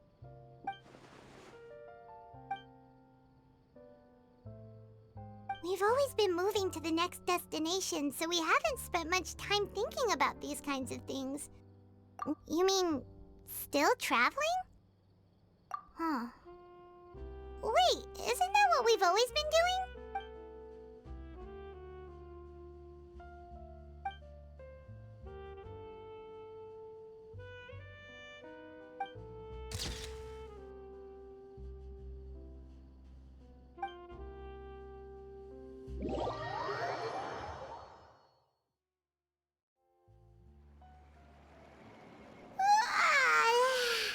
Feels like you'll grow mold, but it's still better than the Fortress of Meropide, that's for sure. Ah, so the two of you are still here. Oh, you're from the Palais Mermonia, aren't you? Yes, I'm Isadora. Monsieur Nervillet sent me to look for you two before. I heard that afterward you went to the Fortress of Meropide. Not at all. I'm well aware that you're friends of his. Actually, yes, inside the Opera House. The Maréchaussée Phantom has declared the incident... A riot? Well, that said, Lady Farina was watching a performance at the Opera House, and while she was resting during an intermission, some other audience loudly accusing her of doing nothing about the prophecy crisis. And before she could respond, others started to join in. The crowd continued to grow, and protests against the Hydro Archon started to break out. So people have started to put the blame on Farina. Guess they finally found an outlet for the pressure they've been... I agree. People will naturally rely on gods, as is customary. But the moment people... So what happened after that? Is Farina okay? Seeing that the situation was spiraling out of control, and that further argument was pointless, the Maréchaussée Phantom had their hands full maintaining order, and did not catch where Lady Farina had gone. Only when things had... So... You mean she's still missing? That's right. The Maréchaussée has dispatched many people to search for her. That said, I don't think there's much to worry about. She is a god, after all. Even if she were to fall into the hands of riot... Good. Monsieur Nervillet sent me to tell you about the situation. Don't worry. This is more than a... Ah, is that so? Well, sounds like we should hurry over to Poisson then. If we know Farina, she won't try to fix things in this situation.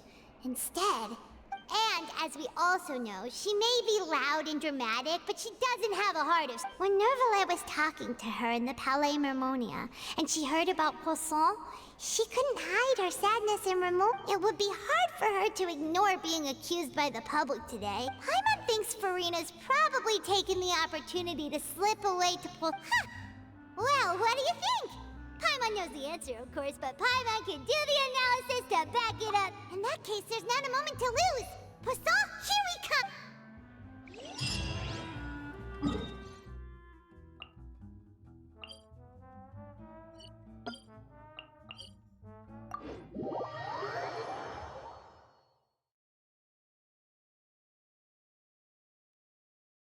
This place looks deserted.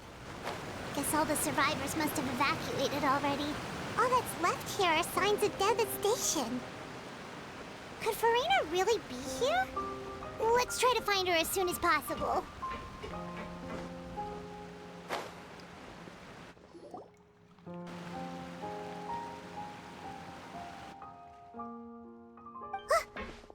Farina, right over there.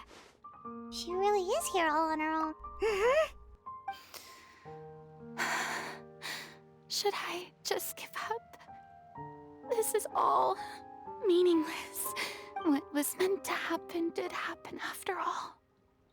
Everyone's dead. I'm sorry. I am so sorry. Give up, Farina. There's no point in holding out. I'm sorry, but what can I even do other than to repeat meaningless apologies over and over? Who's that?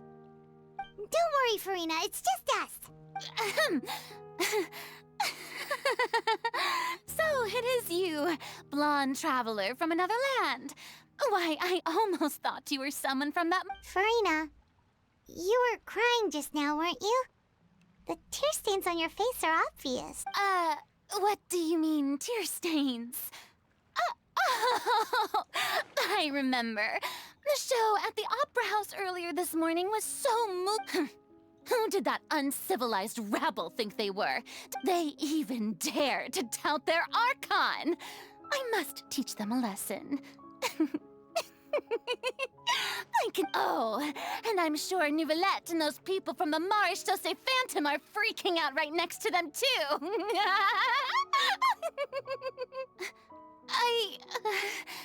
Of course not.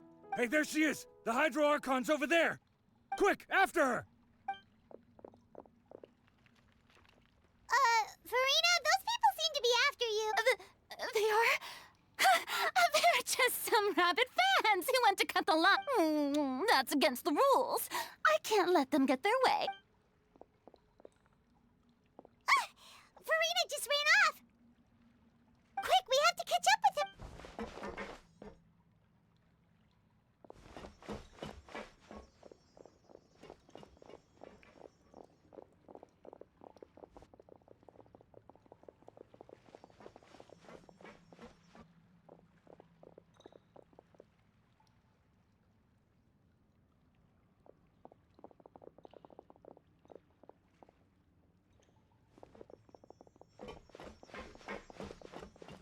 This should be the place, right? Hey, Farina!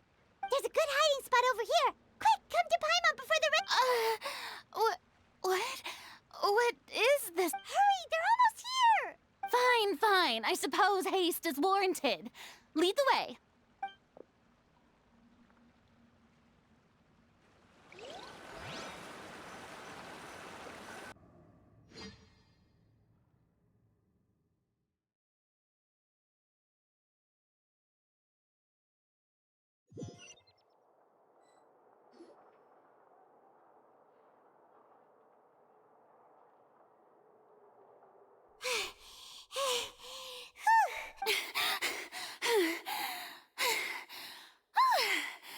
I'm so tired. I totally thought they had caught me. No, I mean, I merely gave in to the sheer enthusiasm they displayed. You're right. Yep, that's a good girl. What's happening? The ground's shaking. Yeah, a quake of this kind precedes... It can't be. It's happening again. Well, there's no need to worry too much about that. Nouvellette's made some emergency plans, so the evacuate... Yeah, I hope you're right. But the people of Poisson, they've already...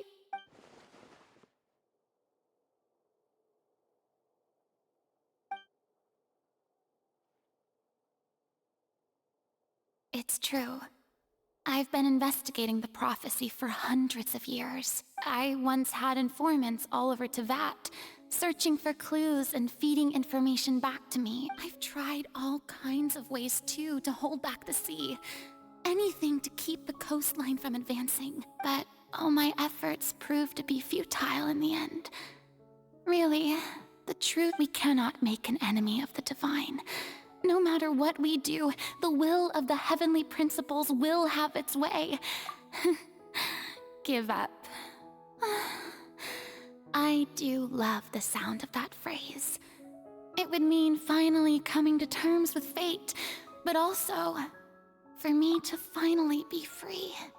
Indeed, I've thought about giving up so many times, especially after we almost lost Poisson. Fate is really unreasonable, isn't it? It has no heart and obeys no rules. The prophecy has only just started to come, but just now, it all became clear to me. I still don't have the right to come to terms with fate on behalf of everyone else. As long as the final moment hasn't come, it's still not too late. Don't worry. I will keep hope alive for everyone until... Well, that's enough for now. I got the impulse to play the stricken maiden, but honestly, considering my rank and station, that wasn't a good fit at all. Don't take any of what I just said seriously. How could I possibly let Fontaine fall to the whims of... Come on! Paimon could have sworn you were actually being on...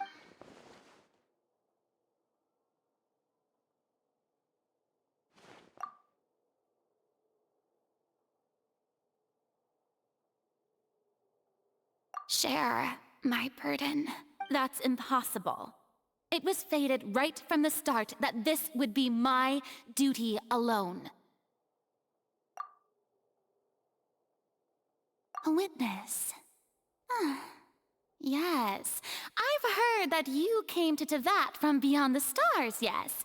In other words, you never belonged here. And if Tevat is, in its entirety, a show on a stage, then you're just a spectator. If that's the case...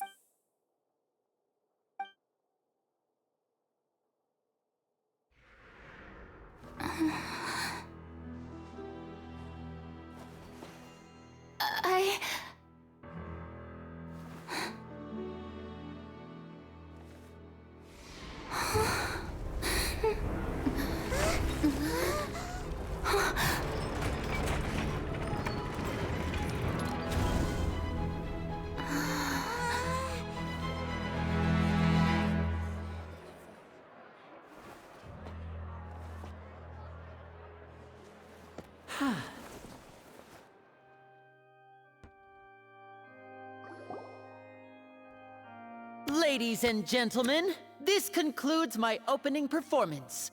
Now, without further ado, we may proceed to the trial of our god. So this is what it is. Yes, you deserve praise for the effort you took to raise the... Do not forget, however, that I am Focalor, the god of justice, the embodiment of justice itself. Does it not strike you as even the least bit absurd to bring the very concept of justice... May I interpret these words as your refusal to stand trial? In that case, you will have the opportunity to defend your honor through a duel. You would draw your blade against a god? I see. It seems like you have made up your mind.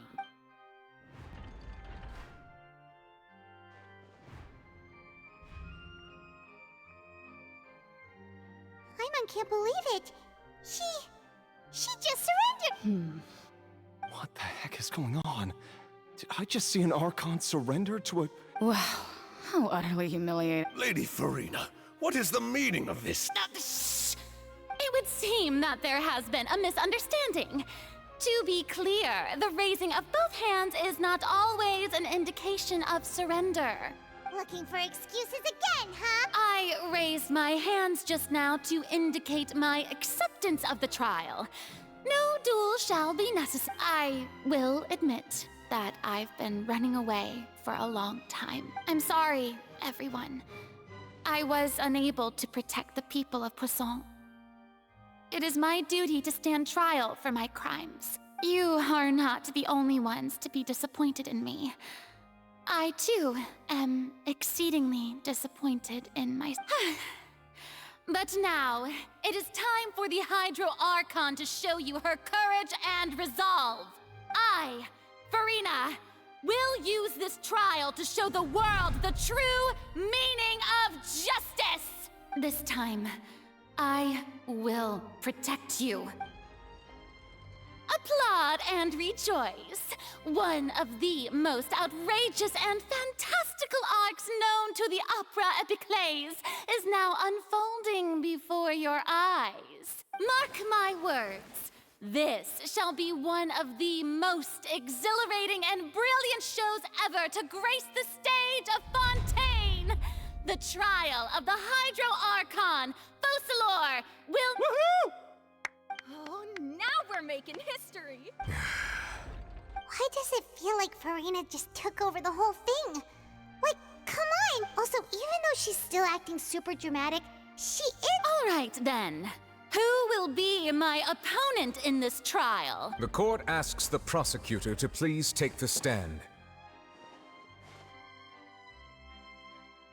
Is that so? Very well. Then please speak, witness of Tivat, my accuser and fated opponent.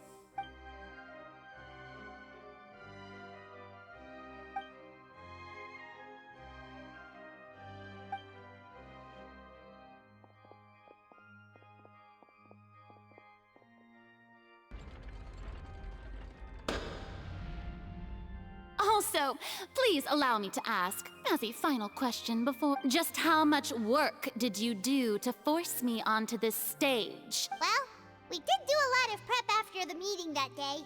I can go over the tasks assigned to the Spina di Rosula, since they were rather straightforward and easy. Navia, the president of the Spina di Rosula. Most of the people who participated in the disturbance this morning were my subordinates. They changed into plain clothes and came to the Opera House as regular audience members, waiting for the perfect opportunity to incite insurrection against you. The people's resentment against their Archon has been building as more and more of the prophecy is fulfilled. Moreover, according to our understanding and analysis of you, when something like that occurred, you would likely flee the scene and head to Poisson by yourself. So, we arranged for a second group. So, you mean... the ones who scoured the settlement for me were also from the Spina. And their goal was to force you to step into the giant magic box so you may personally participate in the greatest magic performance in all of Fontaine. That's right. That house was a magic box, rather than someone's residence. As the super ultimate version of the setup that I used when I first performed at the opera, the volume of the box was increased by a whole order of magnitude, and the distance it traversed was the entire gap between Poisson and Aranias. Its cargo, of course, was an Archon instead of a human. My thanks, Farina. Without your help, we could never have pulled off such an extraordinary... You're welcome? Of course, this performance was only made possible with Father's support. The House of the Hearth spent a massive amount of labor in Mora to pull this off. We had to select a location, construct a giant magic box, dig a tunnel, and open up a path through the water. It was a lot of work for all of us. So, in other words, the earthquake that we felt within... That's right. It wasn't a sign of another disaster to come. Then, I can guess Nervilette and Cloran's parts. You gathered a crowd, prepared a stage, and made sure that the champion duelist would be immediately ready for a fight. Also that as soon as I appeared on the stage, the trial may commence without a hitch. Yes, that is correct. Well, Clorand, I must commend you for your courage. Only the most outstanding champion duelist in all of Fontaine would accept a duel with an Archon with... Thank you. As for you, Traveler, I suppose your role was to keep me distracted with conversation once you found me in Poisson. You'd make sure that I didn't notice anything amiss before revealing yourself as my prosecutor once we'd arrived onto the stage. Oh?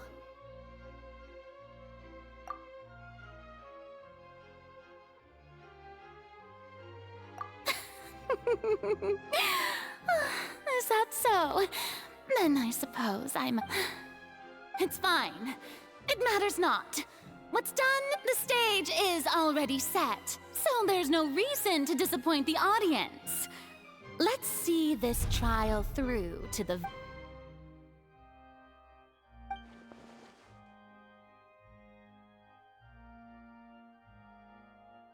Madam Prosecutor, please allow me to pass this along. This is a document that Miss Charlotte applied for and received permission to share with you during the trial. According to her, it should speed... Huh? Charlotte wanted to give us something? Oh, so she's here too! Hey, Charlotte! Oh, let Paimon see. Isn't this the exclusive... Wait, then that means this document is a perfect timeline of everything that's happened. So in other words, we can refer to this anthology of evidence every time we want to use something from our journey as evidence for an argument. Let's quickly confirm the information in it. Just think of it as a refresher, alright? You defeated the Hydro Archon in the very first duel you took part in at the Opera House. That's one for the history books, all right.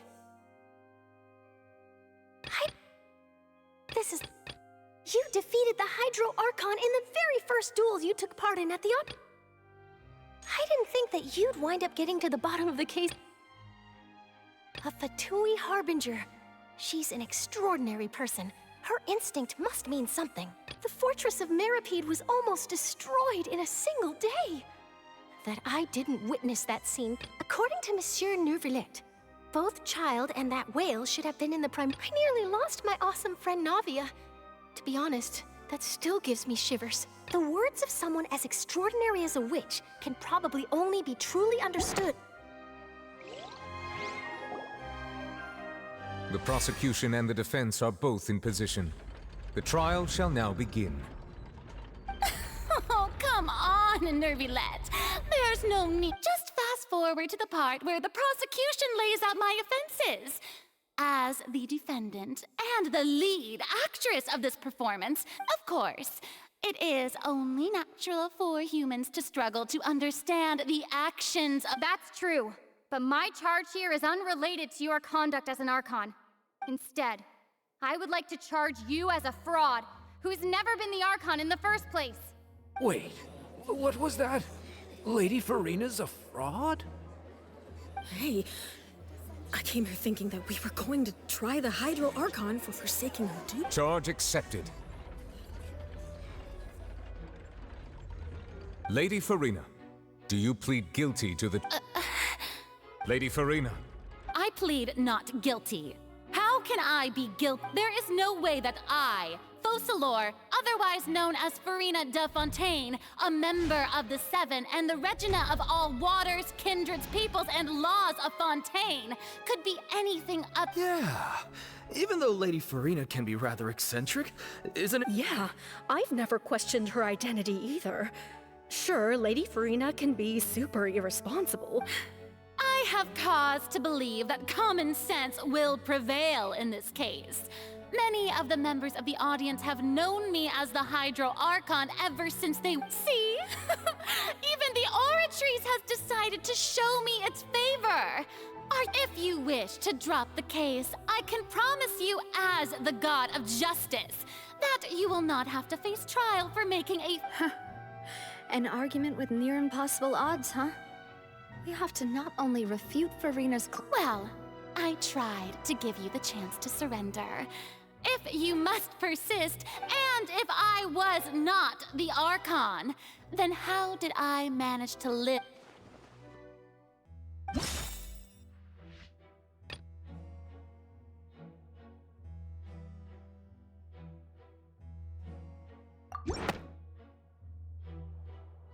First of all, you may be a member of another long-lived race, which would allow you to naturally possess an Who gave you that idea? Was it the knave? You'd sink so low as to use a harbinger's words against me. A curse? I once thought it possible that the aura of an Archon might naturally resemble a type of curse. But in light of this claim, perhaps what I sensed was not your divinity, but a curse after... You sensed it too, huh, Neuvillette? Lady Farina is actually a human? Well, it is true that it's extremely difficult to tell humans and gods.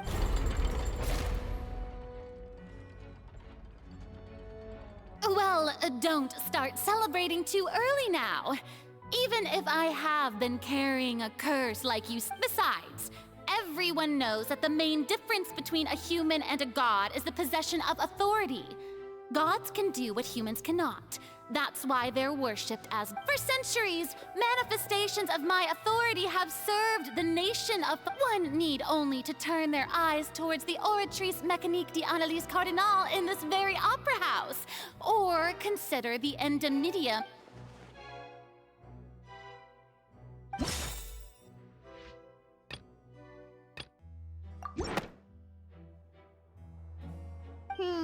That doesn't sound right.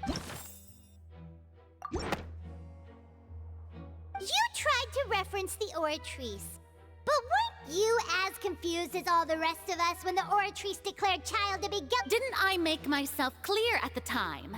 The decisions of the gods are naturally difficult. Lady Farina, I believe a reminder of your current circumstances while the court is in session. The principles of justice and the law must. You will prove yourself unable to defend against the prosecution's charges if you continue to withhold vital information against. I never thought you'd use. That was no trick of rhetoric, Lady Farina.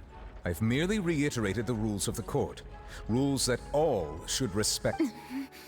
So, you neither knew why Child was declared guilty, nor did you understand the structure and operations of the Orc. Instead of having been created by you, the manifestations of authority you mentioned have been made. The real Hydro Archon. Well, now you're really It is true that I did not know why the Oratrice gave, but the Oratrice handed out that verdict unilaterally. And you can't argue that just because a divine creation is flawed. She's still throwing out all kinds of excuses. Seems like she's confident that we won't be able to produce proof that she has no My power as an Archon. There are many ordinary. If that poses a concern, I'm prepared to extend my protection. You don't need to go that far.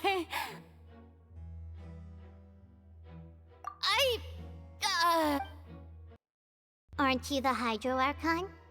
Or is it that you can't even wield the power of Hydro? Indemnitium! Yes! It's all because of Indemnitium! All Archons derive their power from the faith of the people, and thus did I give up all of my divine power to provide everyone with energy for their daily. Isn't that? Yeah, no matter how generous an Archon can be, how could they give up all their power? Can a god with no It seems like nobody's buying Farina's excuse. Hey, come now, everyone. Please, I'm still the same Farina you knew, right? The one that you... Please. You've got to believe me. If what the prosecutor said is true, she really has committed... Did she deceive all of us? And all of our parents and grandparents too? And all of our ancestors? Enough. That's enough.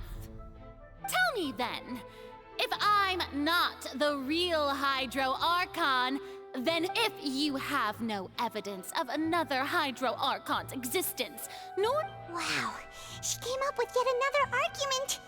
How can...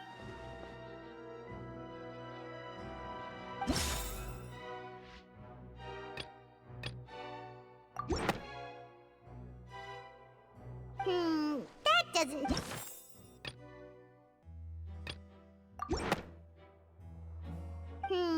That doesn't... That...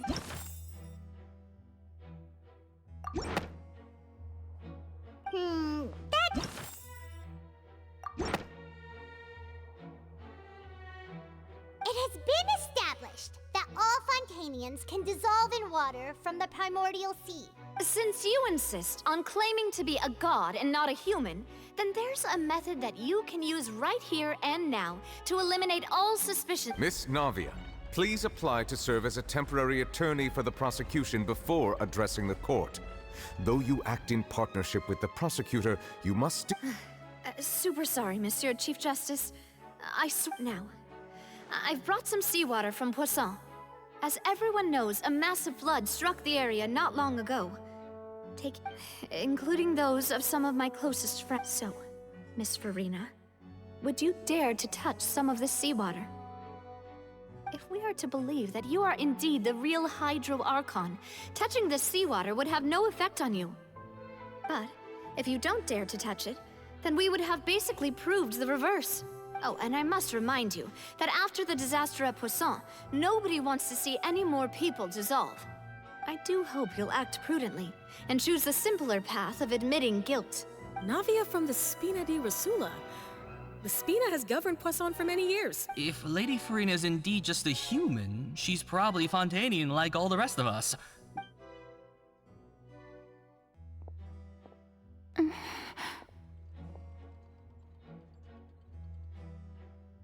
Lady Farina, this test has been unilaterally proposed by the prosecution, as it falls outside the realm of standard court Well, of course he had to tell her that, but refusing to— She's just staring at the water without saying a single word. What's going on?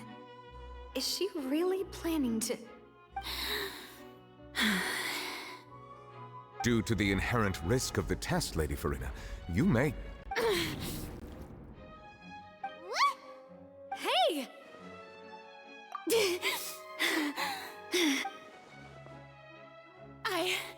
I'm fine! Look at me, everyone! Will you believe me now? I really am your Archon! I'm nothing like a normal human who would fall apart as soon as they touch— Miss Siegewien? If you're present, Miss Siegewien, please come forward and attend to the defense. Siegewien? Don't be nervous. It'll just take a few seconds. Please announce the results of your evaluation. As everyone doubtlessly saw, Miss Farina was displaying symptoms of hyperventilation and flushed skin. She was experiencing the adverse effects of exposure to primordial seawater. The extent to which she was affected is the same as other humans when exposed to primordial seawater of a similar concentration. Thank you, Miss Siegewien. Lady Farina, you... Oh wait, what did she just say? I didn't get dissolved! Well, considering your tendency to run from your problems, we did originally prepare a direct sample of the seawater around. However, after extensive discussion, we exchanged it for a sample that is not concentrated enough to dissolve an actual human. After all, we don't want anyone else to lose their life. Yeah, so out of regard for Farina's life, you secured a low-concentration sample. It's a great thing that the direct sample wasn't actually used. Farina could have... I can't believe...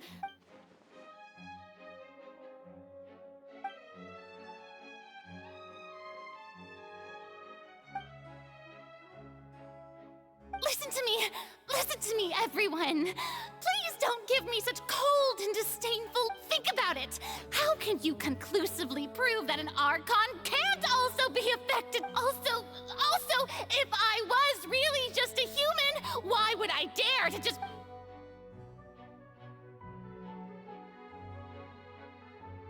Please, anyone, just listen to me! I swear, I really am your Archon!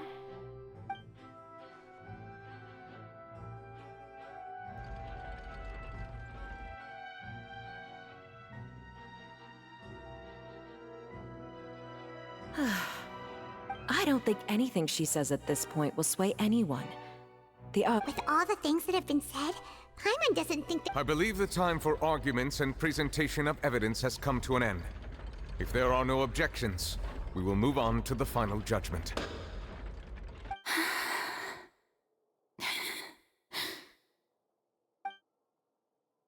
I don't think anything she says at this point will sway anyone who's too stacked against her now.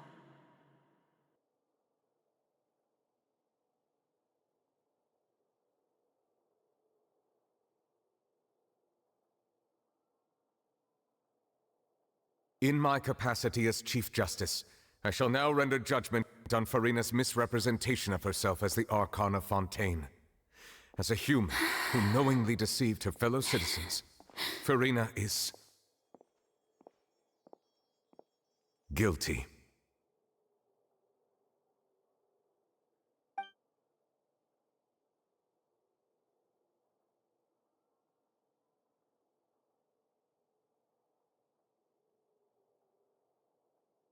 We shall now turn to the Oratrice Mécanique d'Analyse Cardinale to render the final verdict on the chart.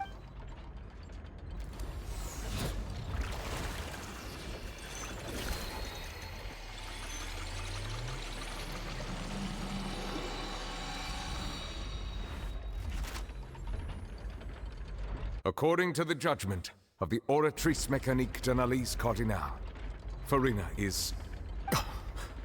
Well, what's wrong? What's the Oratrice's verdict? No. The Oratrice also displays a guilty verdict. Isn't that correct then? However, the exact wording of the verdict is thus. The Hydro Archon get to be punished via the death sentence. That's actually one of the available sentences? I've always thought that it was just a... The one and only time the death sentence has been handed out at the court. And it's been given to the very person we've worshipped as the god of justice? What an unexpected... Farina's been sentenced to death by the Oratrice? We just wanted to use the trial to show... This outcome is indeed quite strange. According to Fontaine's current definitions, is this sentence really appropriate for the crimes that have been committed? Yeah! Even Fauché wasn't sentenced to death by the Oratrice. You know, the real evil mastermind behind the serial disappearances case. Indeed.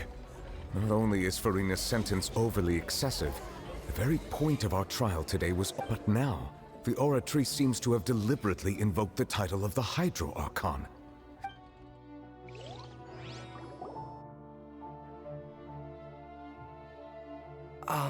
Excuse me, if I may interrupt. Is the trial still going? Fremine! You finally made it. I assume this means... Mm-hmm. Any mission Father assigns... Is that the first prophecy slate? Huh. So the knave privately... I looked everywhere and finally found it at the bottom of the sea. It took... But has the trial already concluded? Then... doesn't that mean... Thank you for your hard work, Mr. Fremine. Please allow me to review the... Traveler, I believe that you have already seen the other existing slates, and would like... Huh? So what do you see? What is it?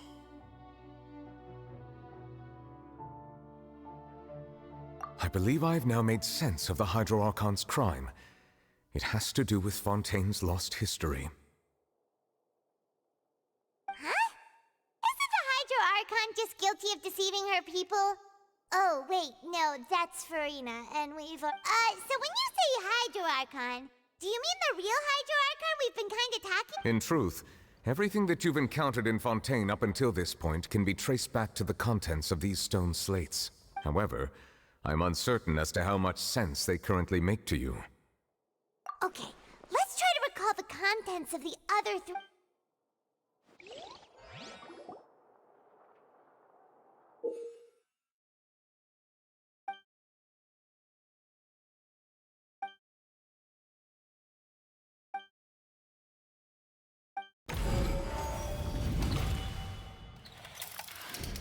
The first stone slate describes what you just said. It seems to show the previous Hydro Archon using her. Does that mean that Fontainians are transformed Oceanids? Oh, Paimon wasn't expecting. The second stone slate shows Celestia floating in the sky, and the Hydro Archon and her people worshipping it together. But this must be the point when the Hydro Archon and the Fontainians were branded with their original sin. Does this mean that the original sin and the Hydro Archon? The third slate shows the Hydro Archon sinking into the sea surrounded by many people. That reminds Paimon, didn't we also... Well, the fourth slate is the prophecy the Fontainians have been talking about. People dissolving into the sea, the Hydro Archon crying on her throne, and we didn't believe that such a crazy disaster could happen at first, did we? But after...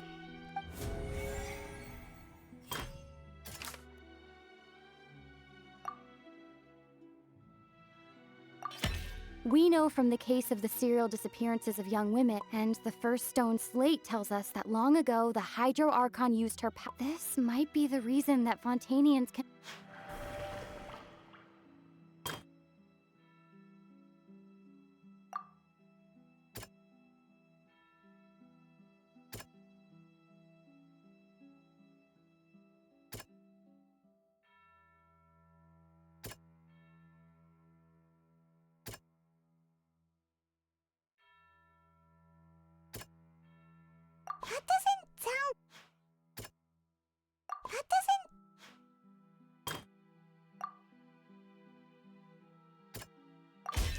It's not as simple as falling into the sea. When Navia fell into the sea, the stone slates show the people gathered around the Hydro Archon in the sea.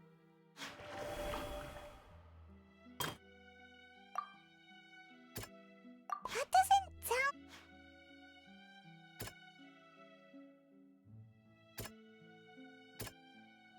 That doesn't...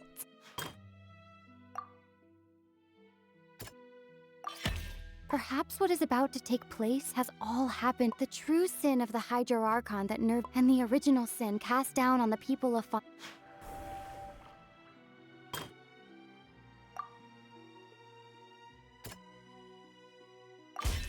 The prophecy from the stone slates found its way into society. But the fortress of Meropide was nearly flooded with primordial seawater, which we know can cause Fontainians to dissolve. If we hadn't dealt with it in time, things could have gone. They'll dissolve into the primordial sea but won't cease to exist. Their essence will flow in the seawater. The Hydro Archon was sentenced to death in court, shocking everyone present. Navia fell into the water inside those ruins, and she nearly dissolved. She was surrounded by the people of Poisson, and the eruption of the primordial sea at the fortress of Meropide was the surest sign that the prophecy was about to come to pass. The prophecy's contents can all be verified by recent events. If we combine what...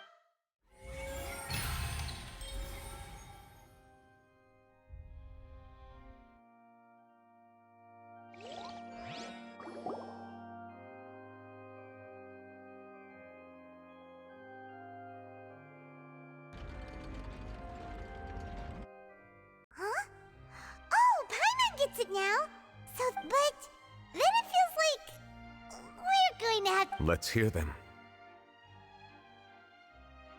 Incredible. Linny, did you hear that? We're not real humans. All Fontainians were originally created by the late previous Hydro Archon, with Oceanids as their basis. The evidence for that can be found in how only Fontainians could dissolve in primordial seawater. And how all the girls Vacher dissolved were also turned into Oceanids. Oh, and according to Navia, when she was about to get dissolved, she also saw everyone gathered around for a trial. Indeed.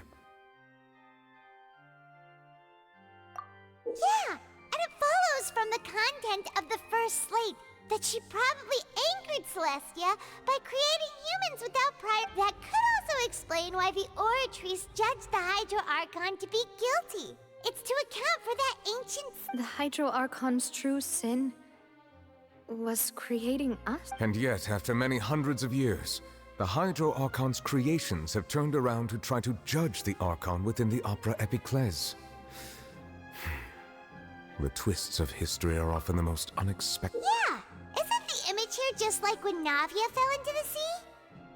So wouldn't it be trying to show the image of the Hydro Archon also falling into the sea once the prophecy has been fulfilled in the fourth slate?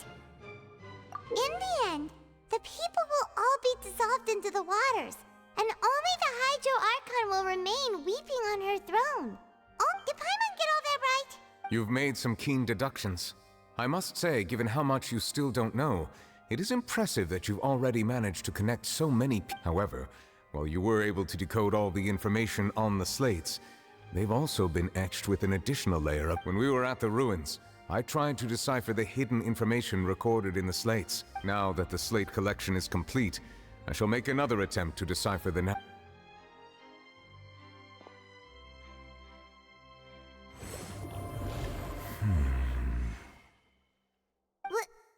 Well? I believe I should share this truth not only with you, but with all the people of Fontaine as well.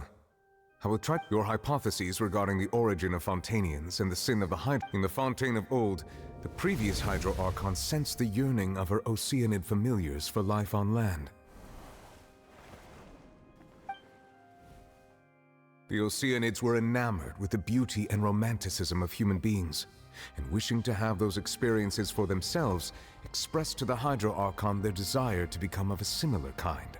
However, even though water as an element is intricately linked with the power of life, the Hydro Archon, as one of the seven, did not possess the authority to create a new form of human, not one to give in.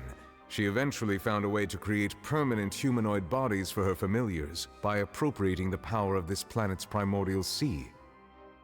She poured primordial seawater into the Oceanid's blood vessels, creating humanoid mimics in the process. But if Fontainians were to ever come into direct contact with water from the primordial sea, the power within their bodies would escape these artificial restraints and return to the sea. As a result, their forms would collapse, and they would... Of course, the Hydro Archon never received permission from the heavenly principles to create a new human race. And thus, the Hydro Archon and all of her creations came to shoulder the original sin of appropriating the power of the primordial sea. That is the true history of how the... So we were all Oceanids before we took... That's way too much information for me.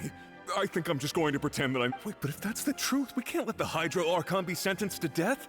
After all... This really might be too much information for your regular Fontainian. Alas, your hypothesis regarding the third and fourth stone slates was inaccurate. The slates' respective positions are, in fact, correct. A key point of the visual on the third slate is how all the individuals depicted in the water are human. They have not been dissolved, which implies that the water depicted in this slate is not water. The nation of Fontaine is the nation of Hydro, as well as the nation of trials and justice. Instead of being the literal element, the water... You may also recall Navia's experience. When she fell into the sea, her consciousness was surrounded by that of many others who intended to hope. Therefore, the meaning of the third, that the people of Fontaine shall try the Hydro Archon. Yes, it refers to our present situation. I think I'm following now. So, what you're saying is, in truth, everything we've done has happened exactly at... What should we do? Huh.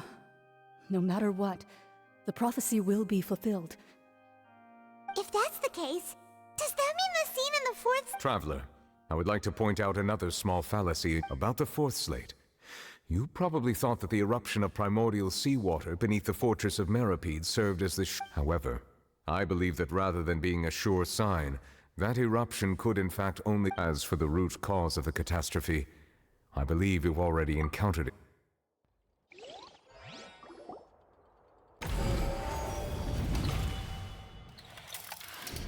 This eruption was just a small warning of the things to come. We must find the root cause of the disaster.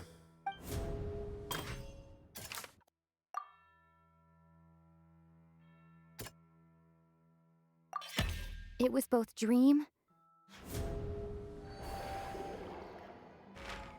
If we're talking about a true culprit, that could only be that thing inside... The truth, the original sin, the trial...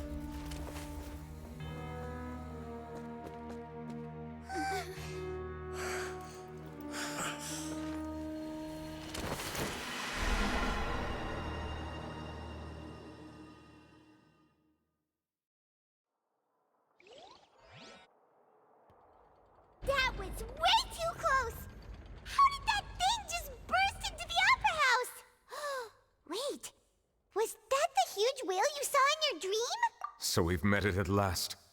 I understand very well why it is chosen. That whale does not belong to Tevat. It is a monster that has traversed the stars.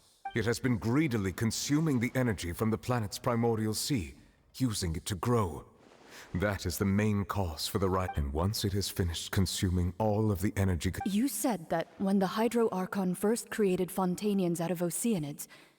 Precisely. That whale finds the blood of Fontainians. Therefore, when it left the primordial sea, it decided to make its next stop a packed opera house. We just barely managed to push it back, right? In that case, won't it come back? That is correct. Indeed, it is more accurate to say that we should thank that Harbinger for buying us some time. From the way he looked, he must have been fighting the creature for quite a long time. That battle maniac.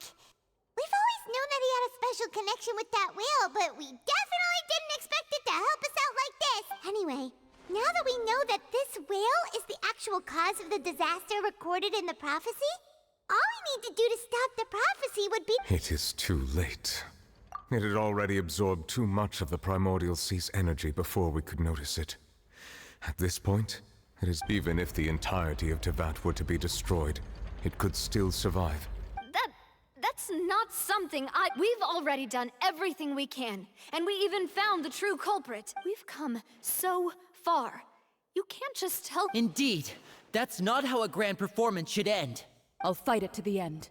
No matter what. So the prophecy will be fulfilled no matter what, huh?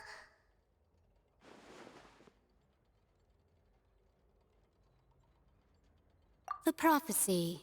Yes, what has been prophesied.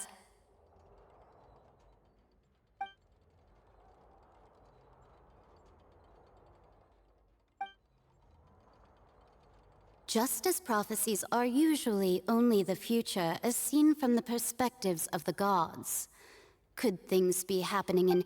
Ultimately, fate shall serve as your only guide, no matter what will...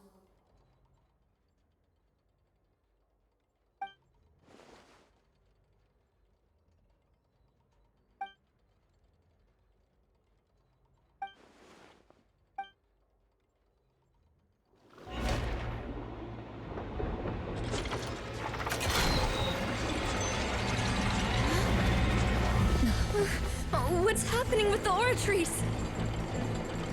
I believe it is preparing to carry out the death sentence.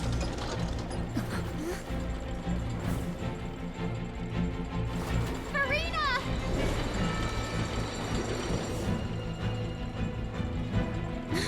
No, I still need answers.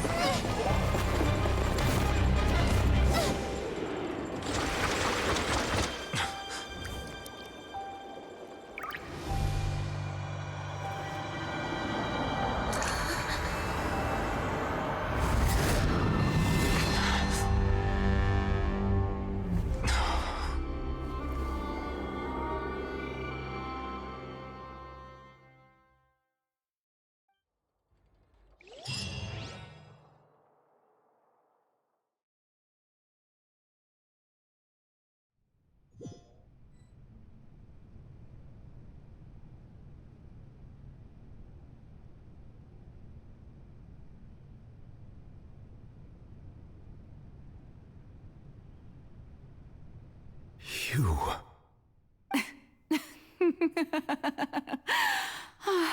Sorry. That shocked expression on your face is just too amusing. You are not Farina. Who are you? The sweet sound of bewilderment. Marvelous. A sure sign that my attempt to deceive everyone was a resounding success. But to answer your question, I am Focalor. Focalor? Why did you deceive us? Oh, that wasn't my goal, of course. Goodness, no. But I had to fool everyone else too. The heavenly principles. Deceiving the heavenly principles? It's all because of that pernicious prophecy. Dreadful, wasn't it? Everyone doomed to dissolve. Fontaine condemned to be flooded. One was not amused. In fact, one was positively bemused when that problem was thrust upon me by my dearest predecessor. That's the former Hydro Archon Egeria for the uninitiated. It hardly gets more disastrous than a preordained national catastrophe, now does it?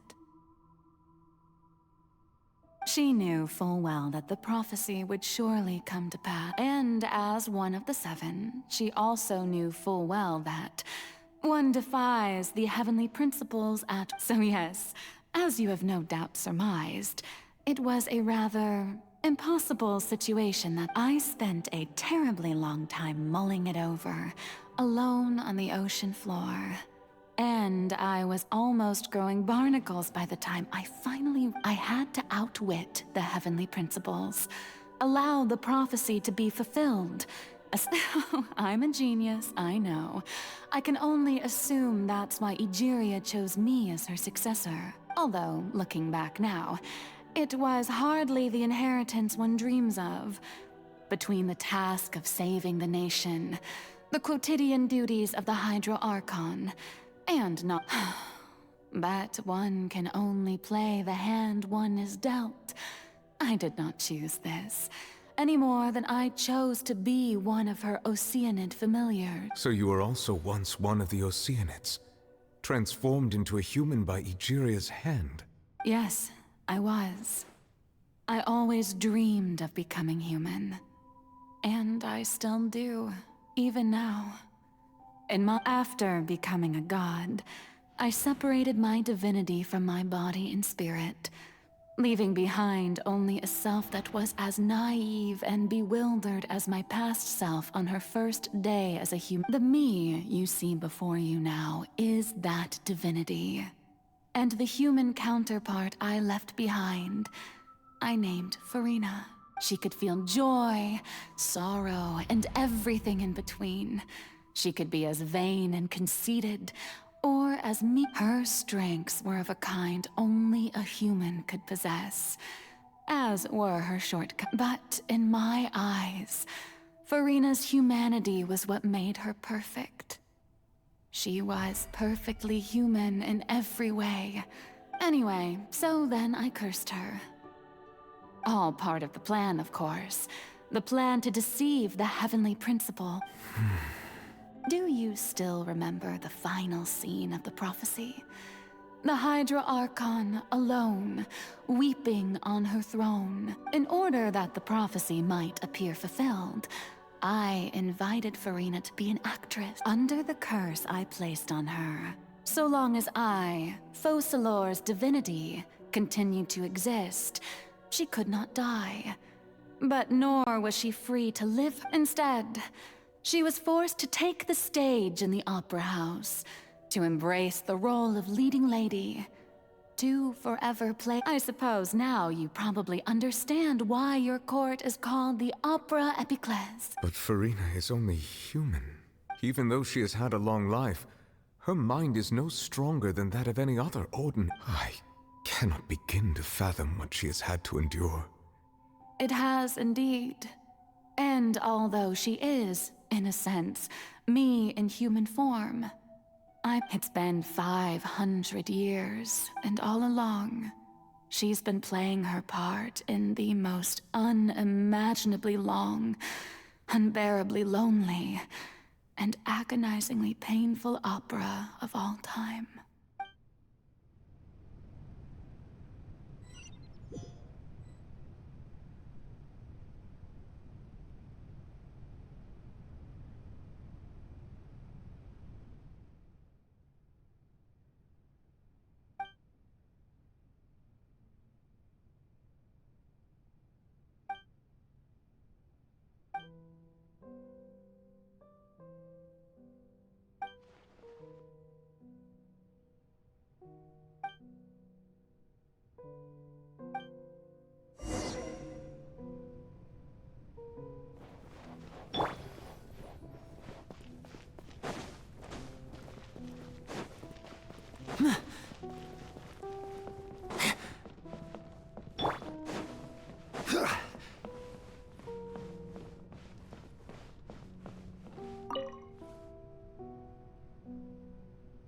Oh, who permitted you to come onto the stage? Now, I understand your admiration for my august self. All right. It is not my intent to reprimand you. There is no need to state your name. Just be off with you. Do not distract me from my performance. Oh, do not jest. Can you not feel it? I am Focalor. The eyes of countless Fontainians are upon me. I must, at all times, display...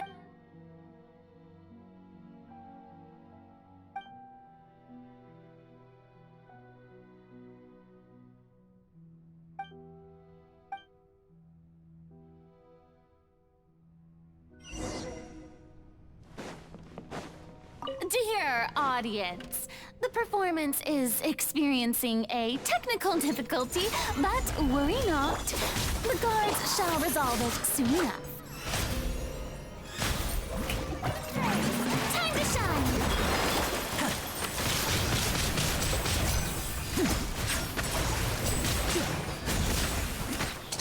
A round of applause!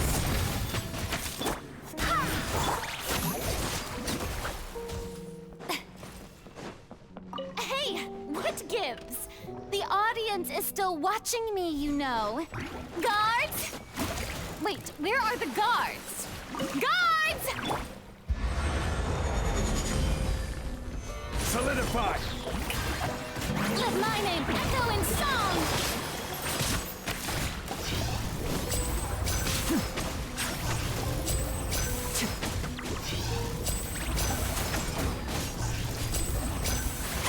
And voila!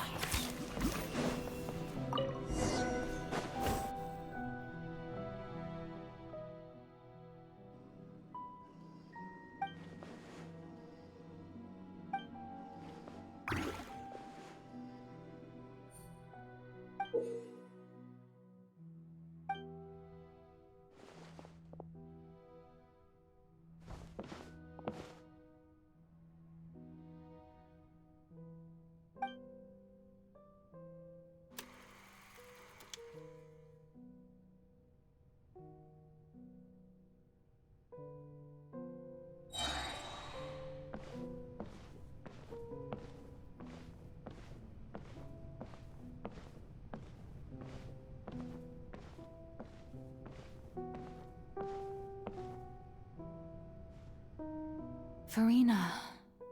Furina. Huh? Who's that? Who's calling me? Where are you? Be not nervous. Be not afraid. Wait a moment. You're... mirror me? Mirror you, huh? You know what? That... Mirror me. What do you wish to say? The prophecy. What prophecy? Wait. I know. I think the people will all be dissolved into the waters, and only the Hydro Archon will remain, weeping. Oh, very good. What's going on? I can't seem to remember. Yes, it will. And that is why I've come to you. Disaster will come to Font. But doesn't that mean everyone will die? I'm a Fontainian just like that. Oh, don't worry. Magical meetings exist in this world. I will tell you how to save everyone, but you may have to suffer somewhat. Oh, so there's still hope after all. Goodness. As for the suffering, well, I will admit that but if the prophecy will come true, I'll also die anyway, right? So if I've already met, if there were scales, with all the people of Fontaine on one side, and my pain on the other.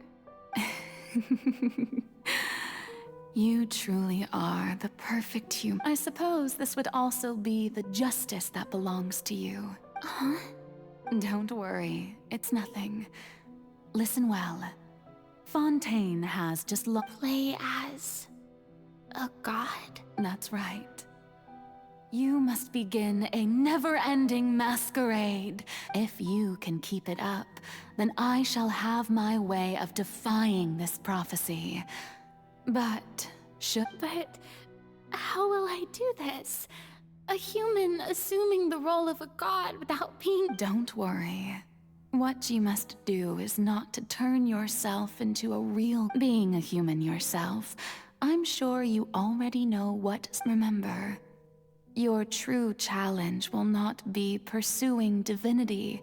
I'm still not sure I understand, but so how long am I going to have to play? To accomplish this mission, you will have to stay on the stage for many, but I promise you, all will of— A trial, huh?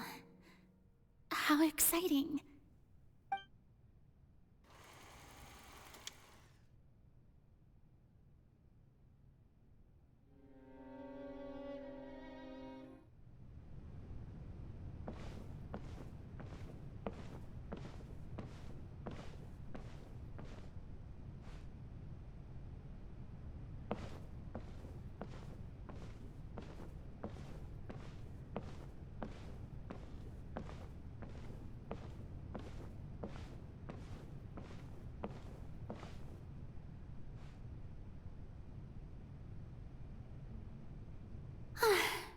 The Maison Cardinalise has announced my accession, but what should I say to most appear like a god?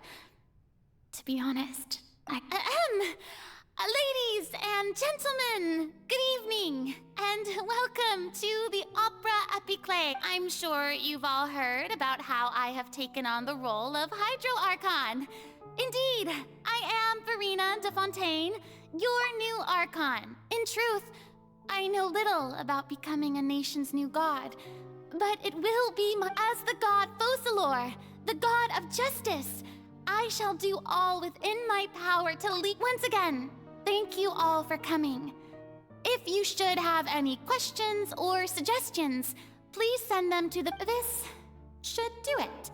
I thought I might stammer, but thankfully, I was able to convey— That's the new Hydro Archon.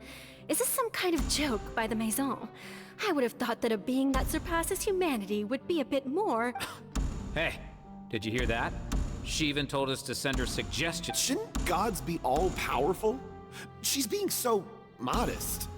What's the difference between her and an ordinary— If you ask me, perhaps the succession didn't actually happen. She might— Wait, what's going on? Why is everyone suspecting me of being— Right. Mirmi said that I just need to play the— Calm down, Farina. Think. Assertive, with a strong sense of presence. One who—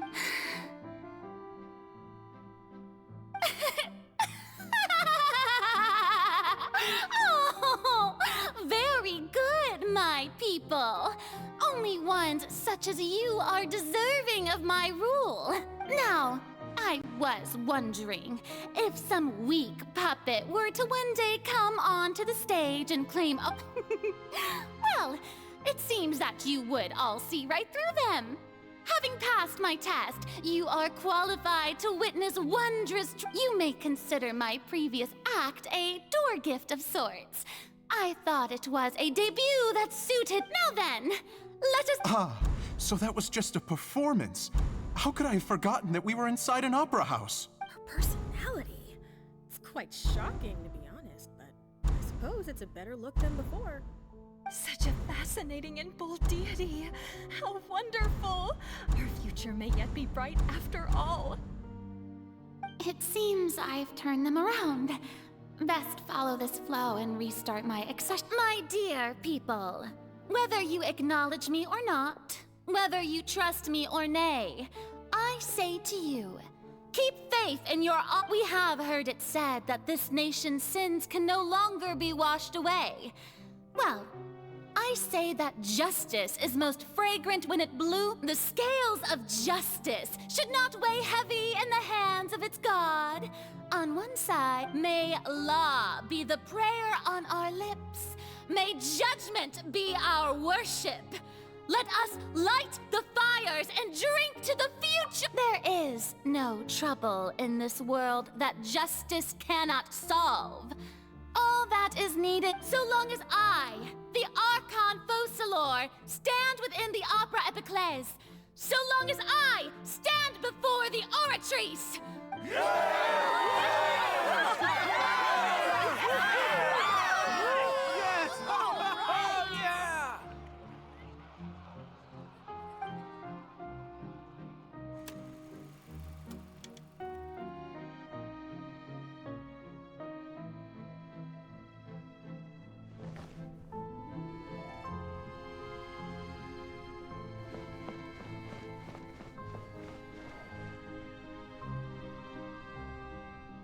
Lady Farina, here are today's case reports, as well as a summary of the follow-up. Come now, was I not just at the— Besides, none of these trials were the one that I'm looking— If I may be so impertinent. A magnificent, dramatic, and wondrous trial. That's true, I fear I lack the ability to grasp your divine thought, Lady— No need for fright, and do not take what I said before too seriously. Go now, do your duty.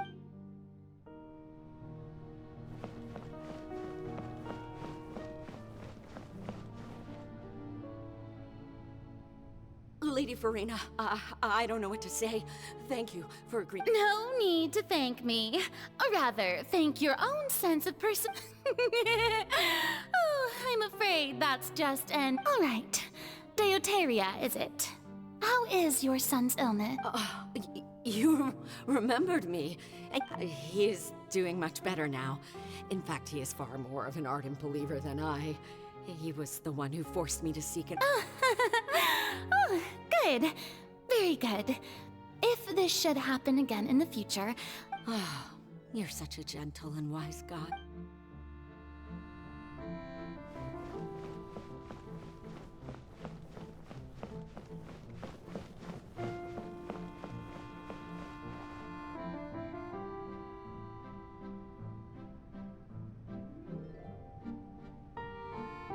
Lady Farina, here are the latest hydrological reports.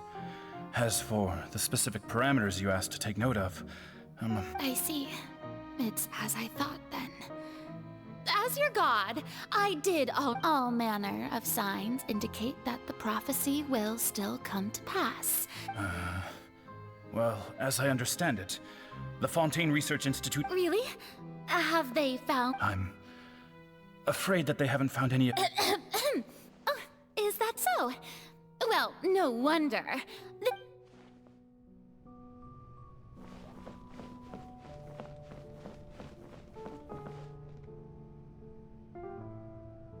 The day is finally over.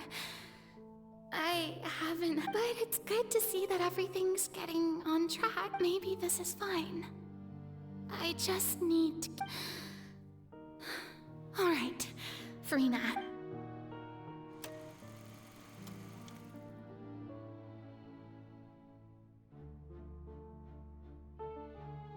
Lady Farina, here are the new trial reports for the latest cases. There'll be no need for that. Lady Farina, I've— Indeed, my dear, loyal citizen. Lady Farina, we're detecting significant hydrological anomalies near— Understood. Keep monitoring. Keep me informed should—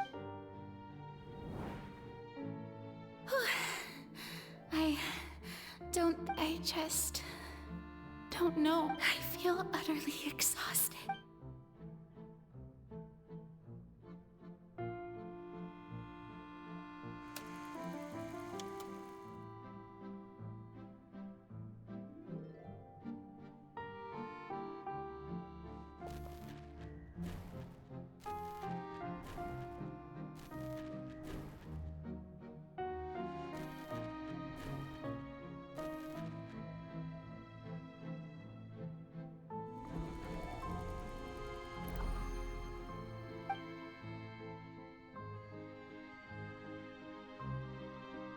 Lady Farina. It's... I've heard that the first member of our family who was honored to receive an audience with you was Madame Deoteria. Almost... And what a fine family yours is indeed. It brings me great joy to meet such a faithful... Surely... What is it, good citizen? Are you crying? Uh-huh. Oh, really now? I didn't even notice. This must be the overflow of hydro from my person. Well, can't quite help being the god. No wonder. No wonder. A manifestation of... So interminable. Hundreds of years must have passed by now. I never imagined. But have I reached my limit? I want to tell someone, anyone, about this. I've conducted so many investigations across the centuries. All I can do is keep heart. I must maintain.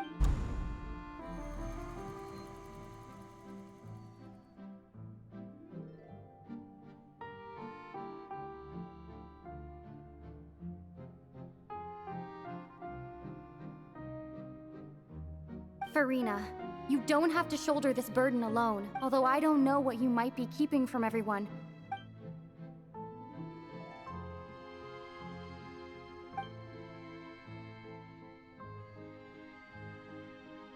Share my burden. That's impossible. It was fated right from the start that this would be. But even if your burden doesn't need to be shared, you can still just share it with me. A witness. Yes, and if Tevat is... She's right. I could confide in her.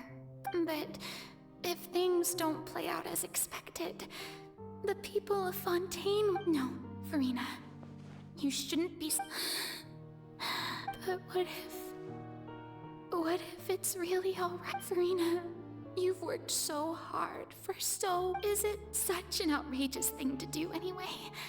To find someone, if you let this opportunity slip through your fingers, think about it. Long and hard.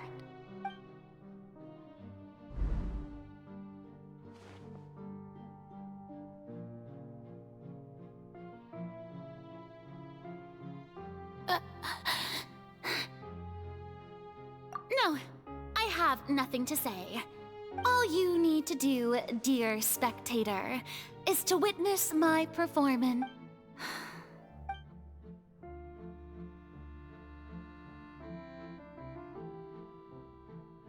Fine.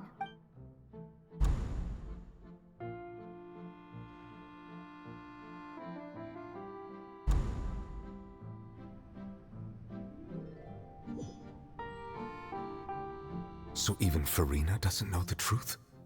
You've never once let her in on the full... Yes, it had to be done. To deceive the heavenly principle, she did very well. If she had let her resolve falter even once in these... It seems that trusting humanity... I believe that I understand how your deception works, but that is only half the truth. How would you build on this foundation to save the people of Fontaine? Ah, good, good. Of course, the Iudex of Fontaine has pinpointed the crux of the issue. I'm sure you've long sensed that the Oratrice is no simple machine. I've always suspected that it had its own consciousness. And Lenny did mention that he heard a human voice with... It now seems that that person was you, hidden within the machine all along. And then I became one with the Oratrice, taking Fontaine's gnosis with me. Yes, it would seem... Alas, your understanding of this device... In truth, it is no enactor of justice. It is, in fact... I beg your pardon. Oh, you have it.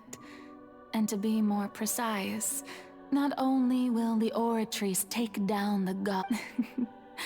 I mean, did you think I would be the sort to enjoy my work over these last 500 years has been to constantly accumulate, but really, some have already discovered that only a small fraction of the energy generated, the vast majority had to be accumulated.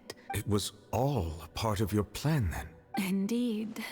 This power, accrued over 5 centuries, could have sustained Fontainians for millennia, had it only been used for that purpose. But only power of this magnitude could hope to destroy the Hydro Archon's divine throne, shaking... So the Oratrice's call for death was for neither Farina nor Focalor.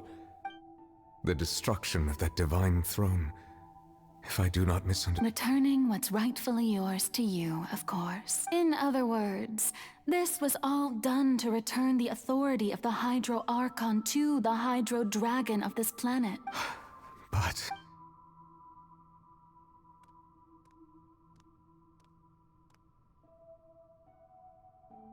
Oh, what? Getting sad again, are we?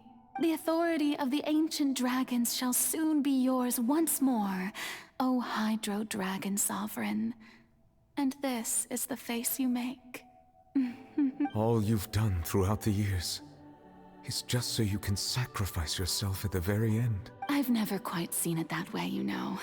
Even now, I'm quite pleased at how well my deception worked.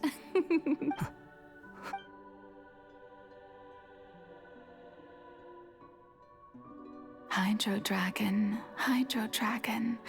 don't cry.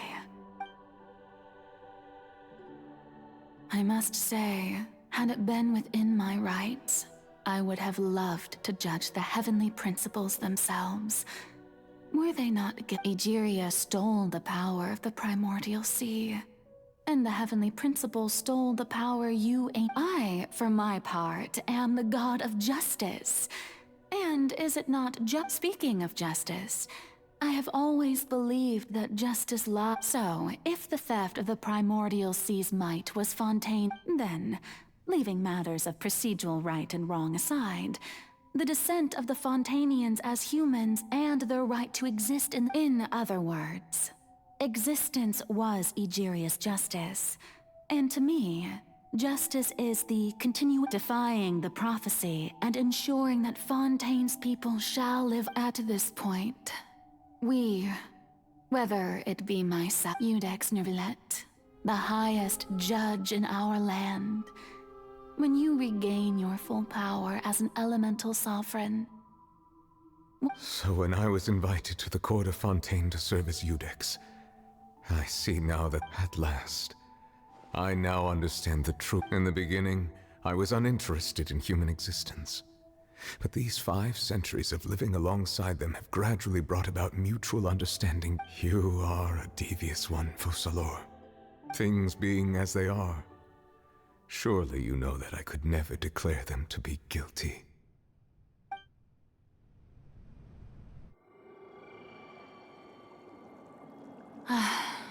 The hour of my execution is almost here. For the sinner, the curtain call has come. I know I may not sound it, but faced with death, I find myself a little afraid. Perhaps this is one thing both gods and humans have in common.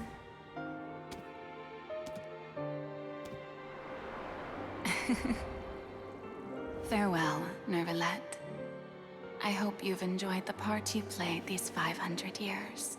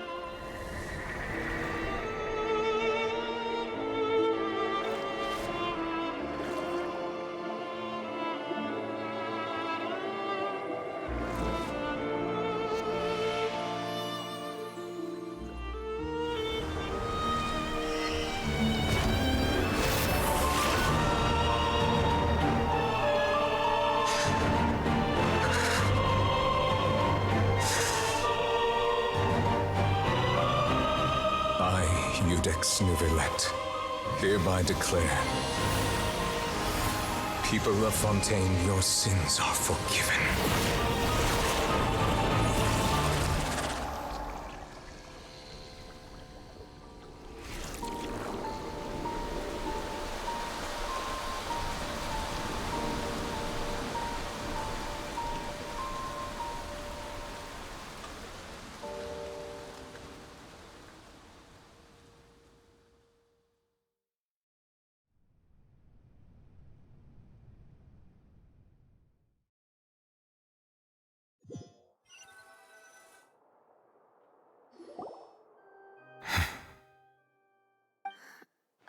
What just happened? Was that bright light some sort of misdirection? I have a feeling that's... But since we're all still alive and haven't been dissolved... It's time to end this. We must meet our punishment. Didn't you say just a moment ago? I have gained the strength sufficient to deal with it.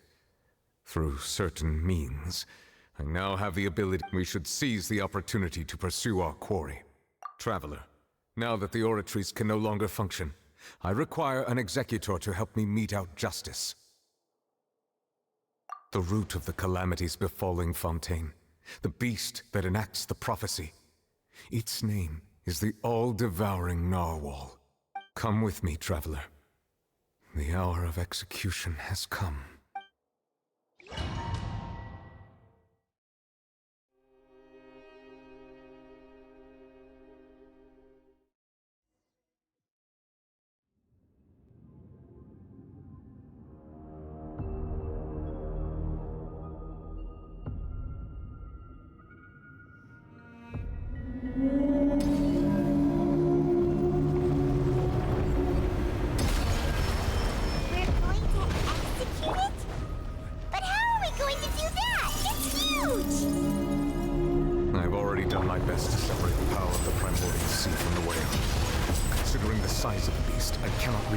Source. Unless we can find a way to attack it from within. I shall share a part of the ancient dragon's power with you. We shall look for an opening together. Feel its sorrow turning into hostility. I will have order!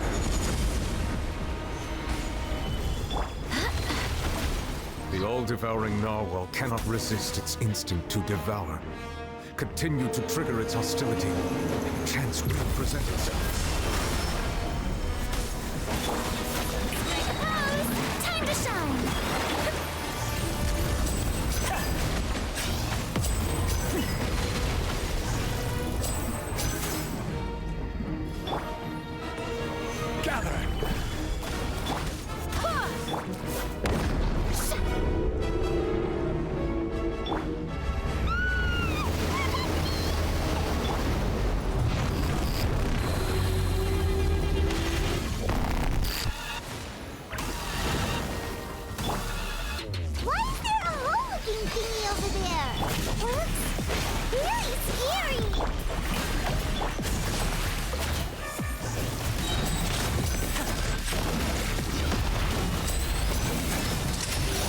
The finale.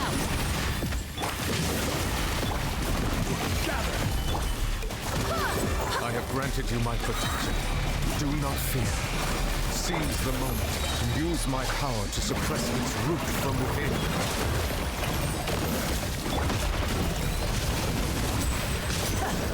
Now disappear. Order guide you. Solidify.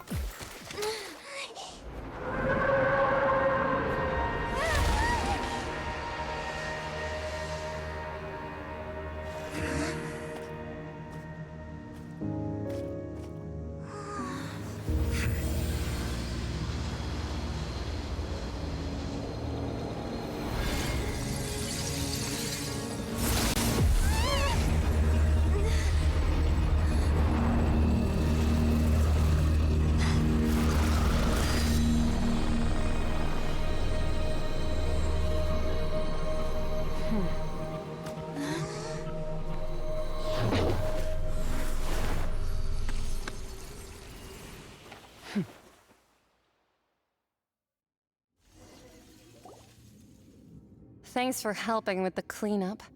It should have been my job, but it was just supposed to be a short private training session for me. I didn't think that my disciple and my master's pet would start brawling in the Well, actually, I had a feeling that it would happen at some point, but they bumped into one another earlier than I thought. What a blunder. That power. Who are you? Paimon has an idea. From what she said earlier, she must be Child's master. Skirk, right? It's just that he gave us the impression that she was the less talkative person. I simply did not have anything to say to the weak. But you, on the other hand, managed so you may speak to me as equals. I have to agree. It's a strange use of a planet's primordial waters just to raise an all-devouring narwhal. That kind of power is wasted on it. It's not cooperative. It eats too much. And I have more important things to do with my time than pet sitting. The only thing that creature has going for it is its... All in all, it fails as a pet. Miss Skirk? I think you might have missed the point. The point being? Well, being that this pet almost destroyed an entire nation. So what sort of person is your master? Well, Child's master's master. Oh, right. So you don't know him. So his name is Sertologi. Huh? I am unfamiliar with that name. Huh. So Master isn't sufficiently famous. How should I describe him then? The Foul? Still nothing? Well, how about the Visionary? Vetterfulnir then?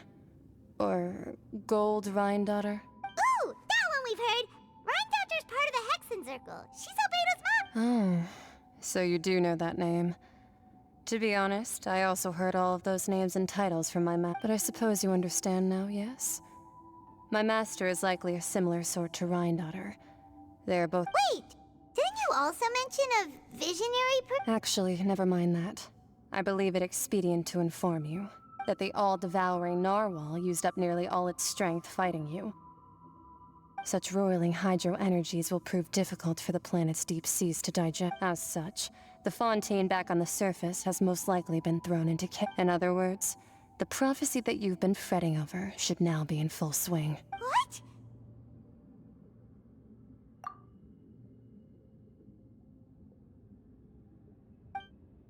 Not to worry. Focalor has already managed to deceive the... In the end, the people will all be dissolved into the waters, and only Furina will remain, weeping on her throne.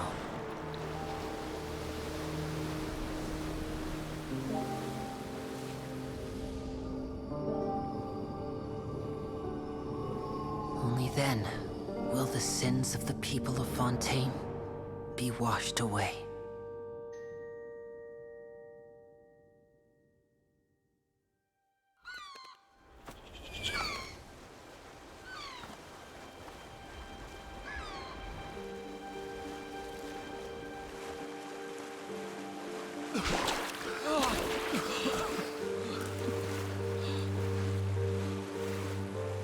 Hey! Help! Over here!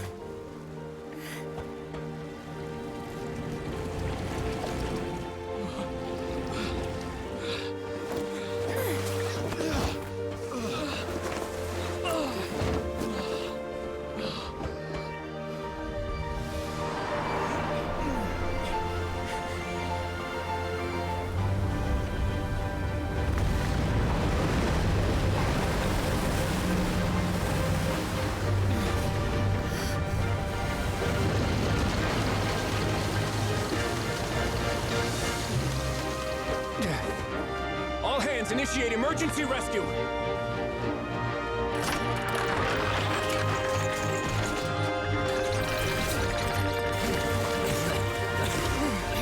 Hurry!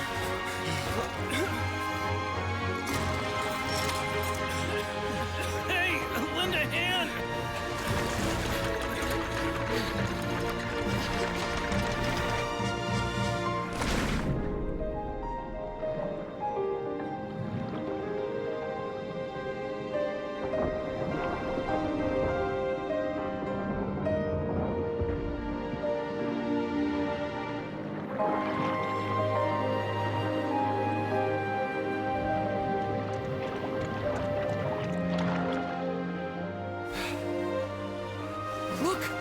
water's receding!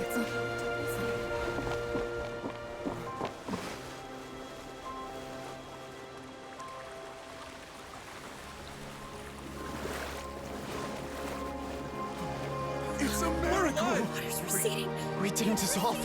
The prophecy was wrong. The prophecy was wrong!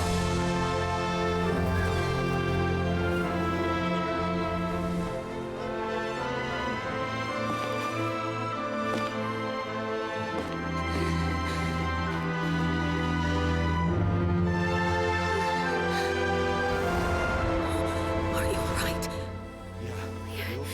We're saved. The prophecy was wrong.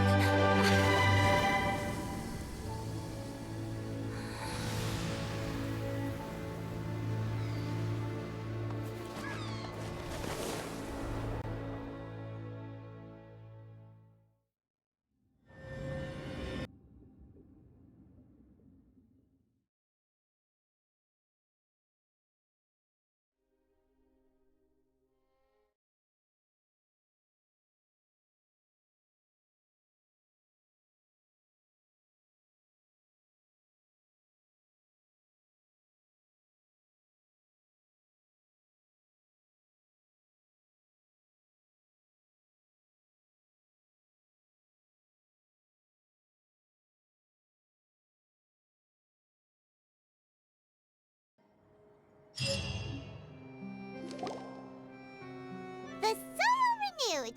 The Svina di Rasula talks post-disaster rebuilding. I recently visited Poisson to meet with Miss Navia, spokesperson of the Svina di Rasula. And we spoke. Old soil can still give birth to new bloom, Miss Navia stated. Hope is like seeing a small cookie when you're starving late at night. You just need a little. Skyship Winglet, Booner Brain of the Fontaine Research Institute.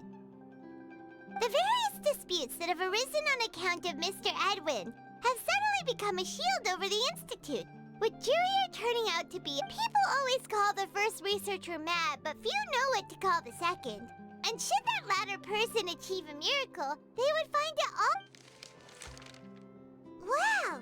Paimon barely recognizes the people in the reports. Are those really Jurier and Navia? They sound like real big shots. What do you think? Pretty enthralling, huh? The Steambird's idea was pretty simple. With the disaster just having passed, we would print the value for these big scoops lies in their inevitable follow-ups. We'll publish further reports and go into the stories behind those people. Edwin's assistant, Jurier, created a true flying ship, while Navia is leading people in the reconstruction of their home. I'm sure that these stories could draw even your well-traveled eye. Paimon's curious too!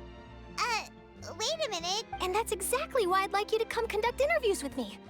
You're the best incubators of news, if you haven't noticed. And also, with you around, I'm sure I'll get to see that. Are you sure? Oh, this time will be different. Come on, let's head to Poisson first, and then make a trip to the fortress.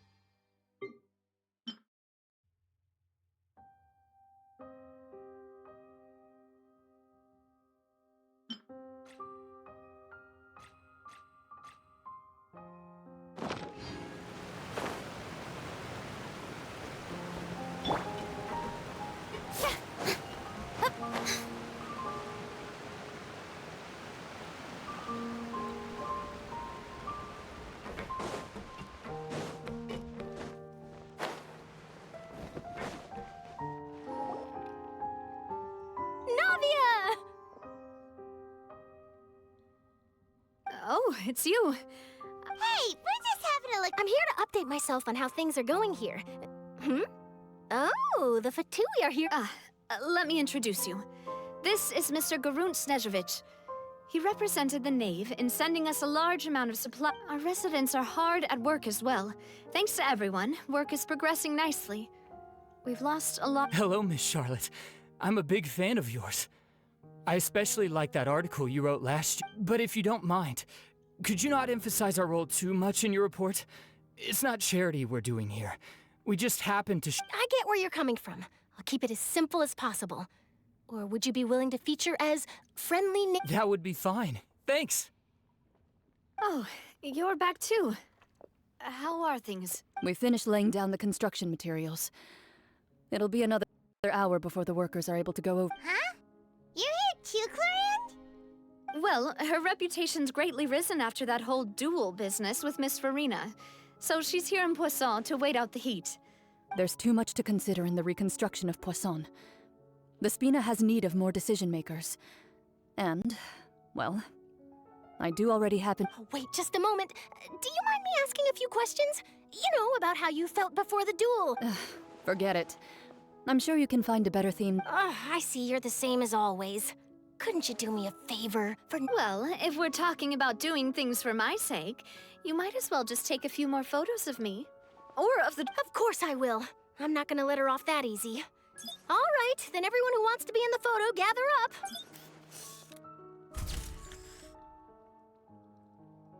How did it go? Was it a good shot, did Paimon? Not bad. Your addition really helped the composition of the picture.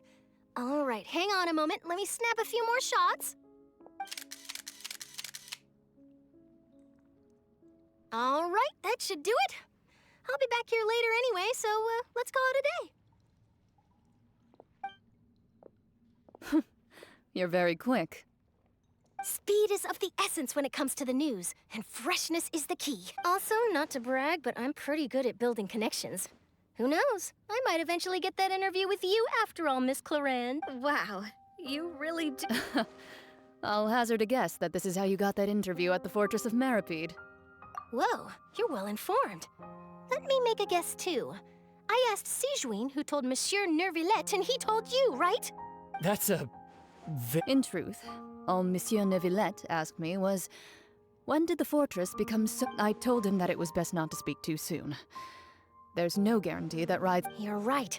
I've got to treasure every moment I have with them. In which case, I'll be making— Stay safe now. And tell me if you hear anything interesting. I'll treat you to afternoon tea.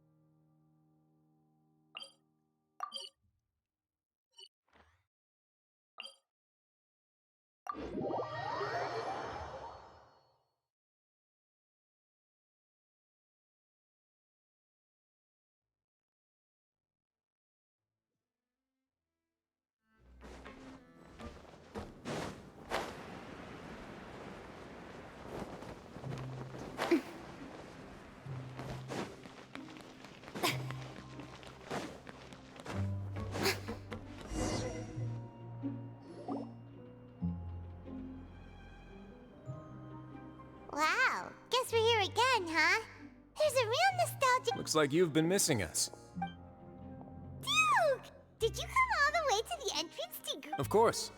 I'm here to welcome you and our dear Miss Charlotte, whom our good head nurse recommended to me. It's an honor to finally meet the much-rumored Duke. Thank you for consenting to my visit to the fortress. No need to thank me. But that said, I shouldn't be the focus of your interview. I trust you recall— Of course, of course. All right then, this way.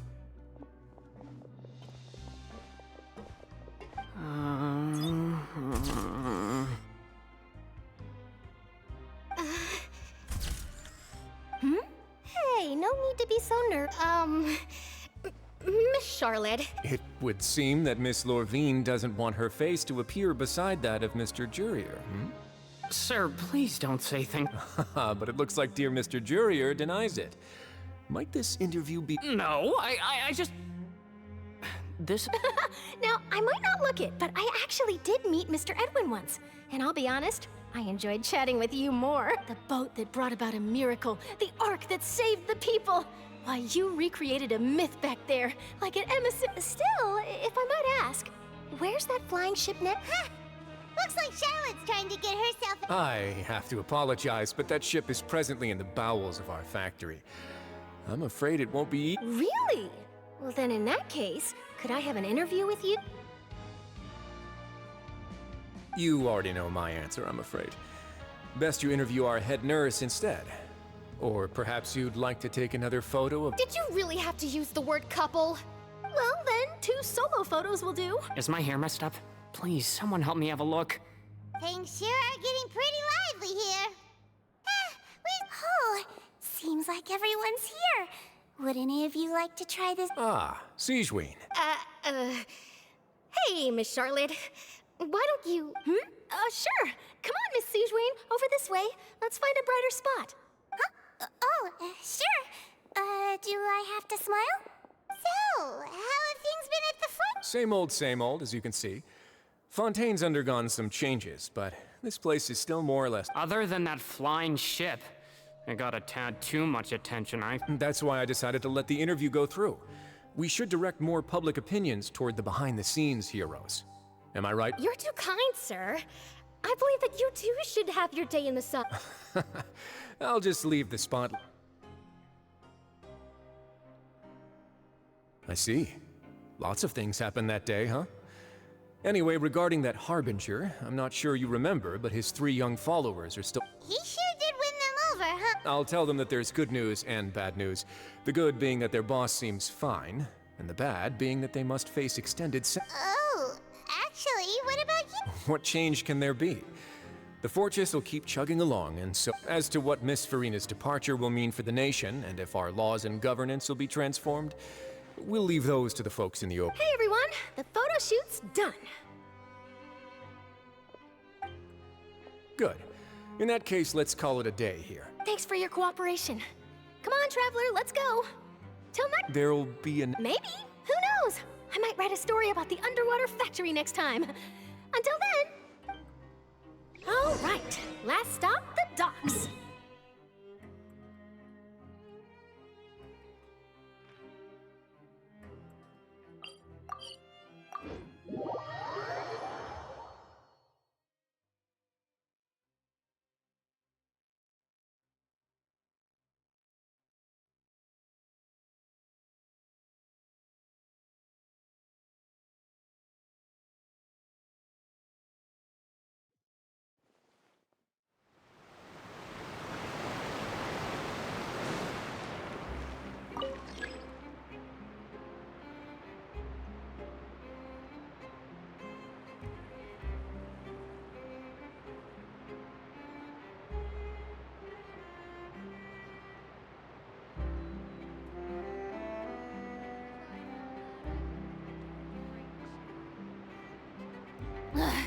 Boring! Isn't there anything else more interesting to do?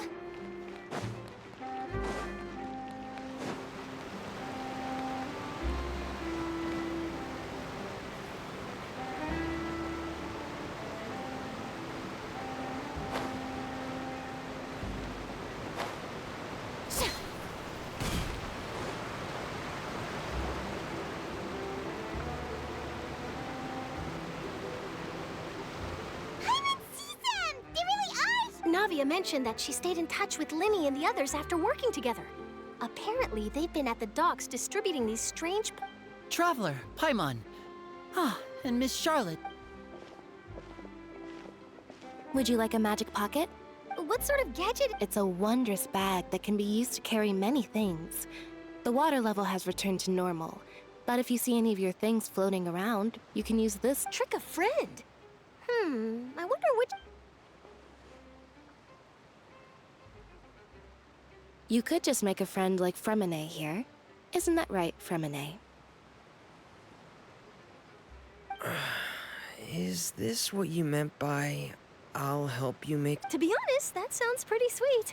Could I have your contact, please? Sure. Please, write down my address. You sure are working hard to help Fremine socialize. He was the one who proposed doing this. He even wants to assist in our magic. Yes, I was planning to first introduce Pear as an assistant, and later Fremine himself. In the future, I think we can leave underwater escape magic to him too. That said, would anyone want to see a diver escape underwater? Oh, it'll work out. Every journey begins with the first step. He'll... Lynette, could you come over? Got it. My, that Charlotte is rather perceptive. She got rid of everyone the moment she realized I had something to say to you. Father says that you did a great deal during the latest events.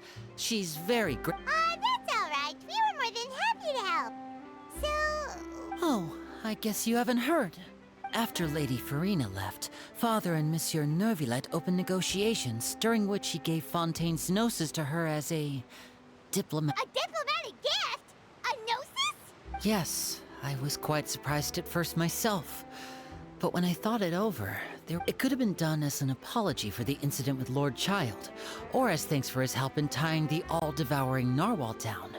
Furthermore, Father did also lend significant aid to Fontaine and Poisson. Well, that's true, but this is a gnosis we're talking... I would agree, but I've also heard that it seems that Monsieur Neuvillette has had a significant...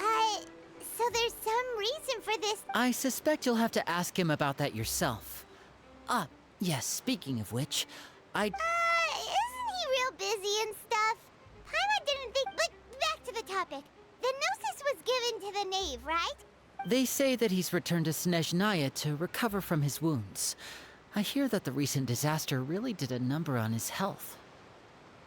That's true. When you think about it, we've had loads of run-ins with the Fatui. So shocked by such a simple switching of sides?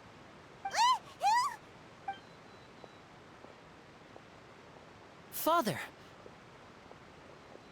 Well, what do you know? Come to the docks to see how my children are doing and meet the Traveler by chance. Please do not pay my accomplishments in Fontaine too. Are you going to take the gnosis back to Snezh? That is our duty as harbingers. Don't be too preoccupied with sides. The goal of the Fatui concerns not a single place or person, but the entire world. With such a grand goal in mind, switching my masks is something I've always done. Well, that depends on many things. No one truly knows what the future holds. What good is honesty if you can't rely on it forever? As for you, I very much look forward to our next collaboration. Good things cannot be achieved alone, and you've proved yourselves to be great partners. A vision? All right. I'll remember to return it. And that's a wrap for me. Huh? You're... Greetings, Miss Journalist. Hello. If I'm not mistaken, there are diplomatic channels I'll need to report to take a photo of you. That is correct. So forgive me, but I will not be able to serve as a subject in your article. However, feel free to write as much as you'd like about our dear magicians and our upcoming... I will. The sea breeze is quite pleasant. I shall continue my walk while the weather remains... Farewell, Father. Oh, she has such an intimidating presence. I didn't even dare to take a picture. Thankfully, I've already wrapped up all my pre-scheduled interviews. Don't be too nervous. Why don't you take a magic pocket before you go?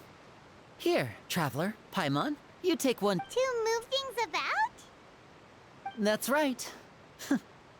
Funny. I was giving out magic pockets when we first met, too. I guess this must be life. We will all follow our own paths. All right, then. We'll be handing out pockets in some other districts later. Well, guess we sent Charlotte, huh? Shall we go?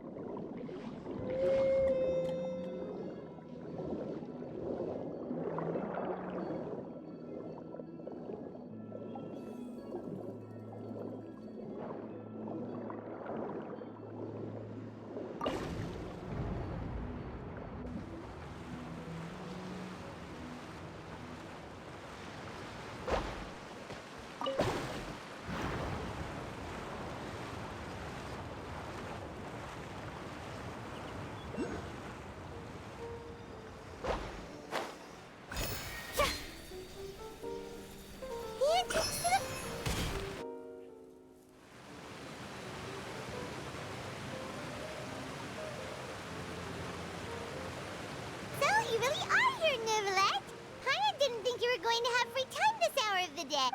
Really? Oh, I suppose you must have met Mr. Linney. He took the time to greet me earlier when he passed. In any case, you came at a good time. I was just considering reaching out to you to set up a meeting, so I may explain some things that I have. Aw, Paimon's glad that you remembered. Thank you for keeping us on your mind. Well, all right, let's have it then. How was Fontaine actually saved? It is strange how words can often leave a bitter taste in the mouth when it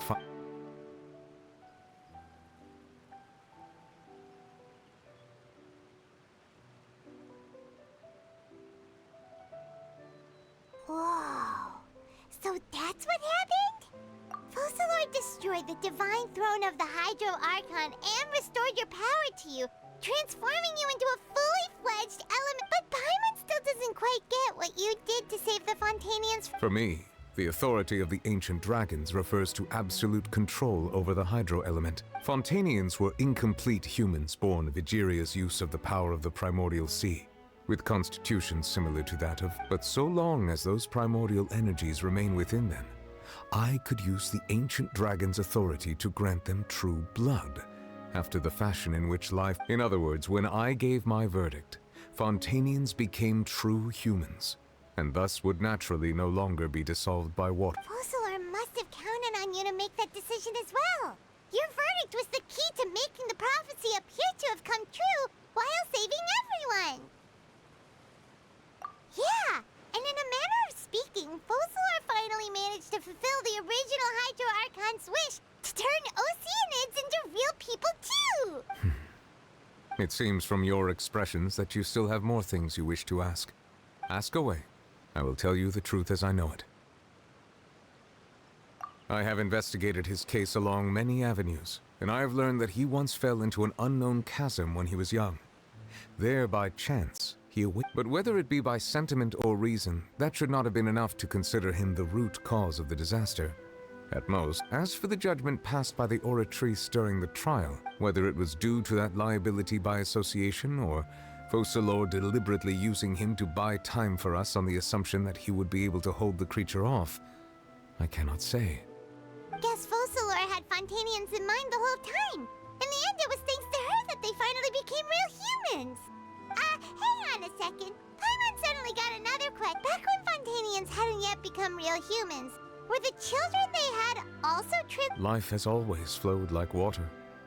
Do you recall how Fontainians would often come to the Fountain of... Yeah! Lynette said the fountain is where all the waters in Fontaine... In truth, even those couples did not know that such prayers were no mere custom. Those Oceanids who were blessed within the spring water would later descend as new humans in the coming months.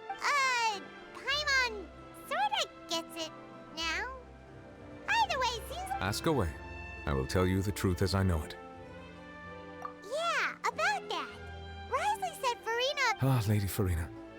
The people are only aware that her death sentence has not been carried out. She abdicated the post of Hydro Archon and left affairs related to that title to me, before leaving the opera. I related Focalor's words to her faithfully and completely. After hearing them, she seemed neither saddened nor comforted. She simply said that she was tired. Having said that, she then packed her things and moved out of the opera house. Not unlike how an... but she's still got a place to stay. You need not worry. I will make arrangements to ensure that she will not want for food, clothing, board. In truth, I am somewhat happy for her. The wear and tear on her spirit will, of course, but now that she no longer has to play the role of Focalor the Hydro Archon, she can finally lay down her burdens and lead in... What about you then? What are your plans now that you've regained your full powers as the Hydro... After Focalor passed on, the Oratrice also... This matter will directly affect our trials.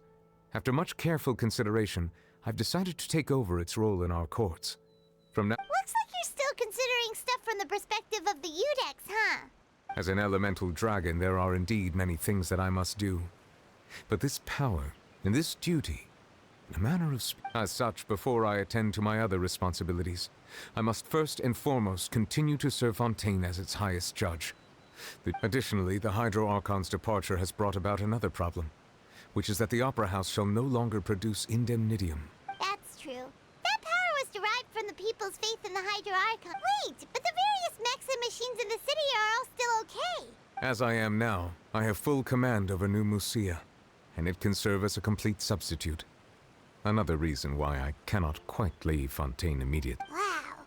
This ancient dragon's authority stuff is... Ask away. I will tell you the truth as I know it. Oh, that's right! They say you've given it to the knave as a diplomatic gift! Leaving aside their intentionality, the two Fatui Harbingers have indeed done much for us during this crisis.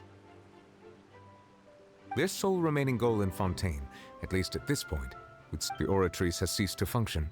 The Hydro Archon's divine throne is now no more, and I do not... As such, it has lost all meaning for Fontaine. If the Fatui have impure designs, then we might as well accede to their request now, and avoid... What complicated considerations? Paimon thought you were just giving it to them out of gratitude. Ask away. I will tell you the truth as I know it. You will soon be heading to Natlan, I presume. I'm afraid that I have little talent as a travel guide, so all I can do is, as far as I'm aware, Natlan can be said to be a nation of... A nation of dragons? You mean like you? No, I suspect that I would not find myself welcome there. Unlike ancient dragons such as myself, the dragons of Natlan have undergone long years of development and evolution. Natlan is also the nation of war. War ravages those lands like an undying flame. There is one other piece of information I got incidentally from my negotiation. The Harbinger known as the Captain has thrown his hat into the endless ring of war. The Captain. Sounds like a real tough customer. Seriously, everywhere you look, there's a Fatui Harbinger. I suggest that you fully prepare yourself before going to Natlan. In the meantime, Fontaine's doors will always be open to you. Ask away. I will tell you the truth as I know it. Hang on a sec. Paimon still got a... When we spoke to Linny earlier, he mentioned that your attitude... We guessed that there might be some reason for it that only you... No wonder the House of the Hearth is the Fatui's intelligence division. So regarding this specific issue, I was just... In truth, I exchanged some further words with that lady named Skirk after sending you two back to the surface. It went something like this.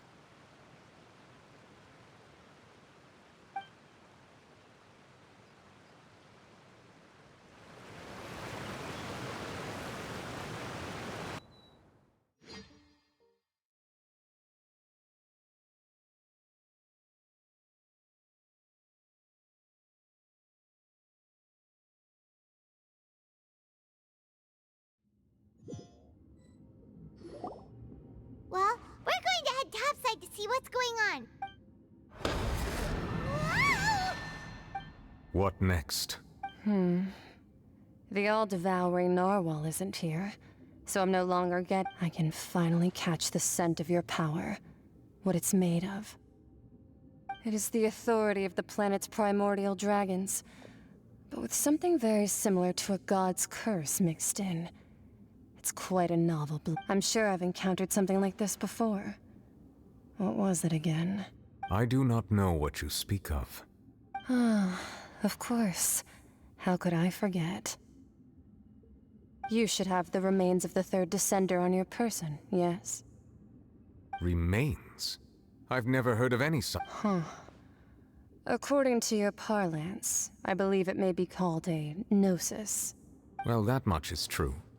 After Focalor's divinity faded, she handed her gnosis, but I fear I have never heard of it described in the manner that you just did.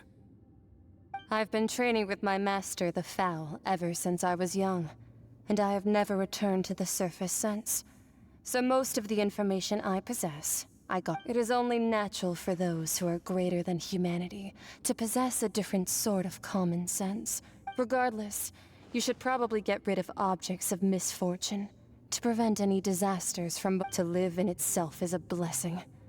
But once a person dies, the bonds he once had with this world shall... What do you mean by that? No need to fret. These are just my...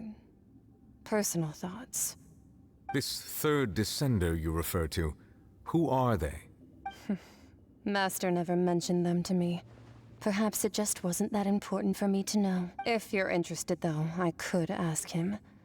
I'll be sure to pass the answer on. Next time? You believe we will meet again? I do. Wait. I have a disciple of my own, don't I? He can...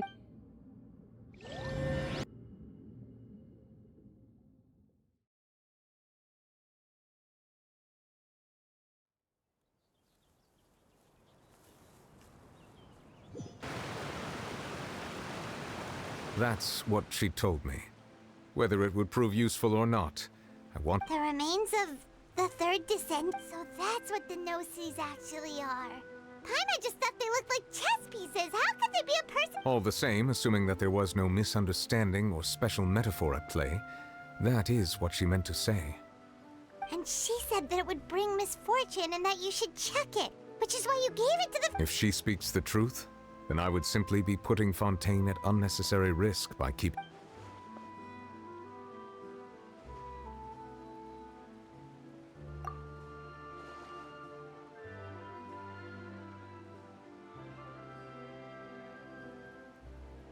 I had guessed that you might already be familiar with this concept, but I did not expect you to be one of them.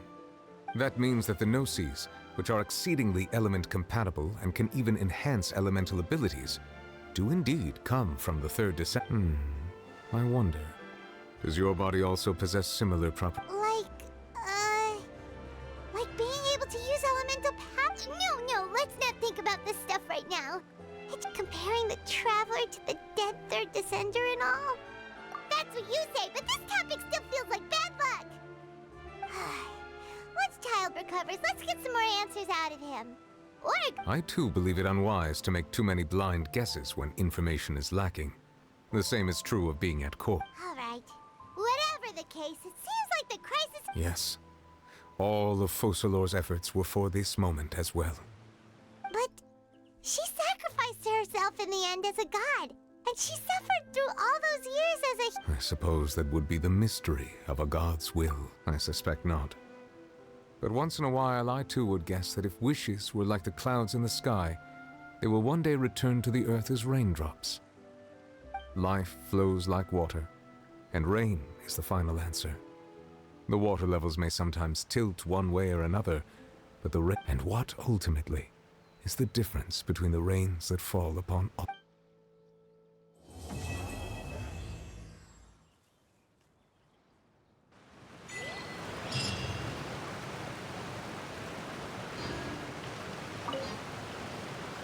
It seems from your expressions that you still have more. Ask away.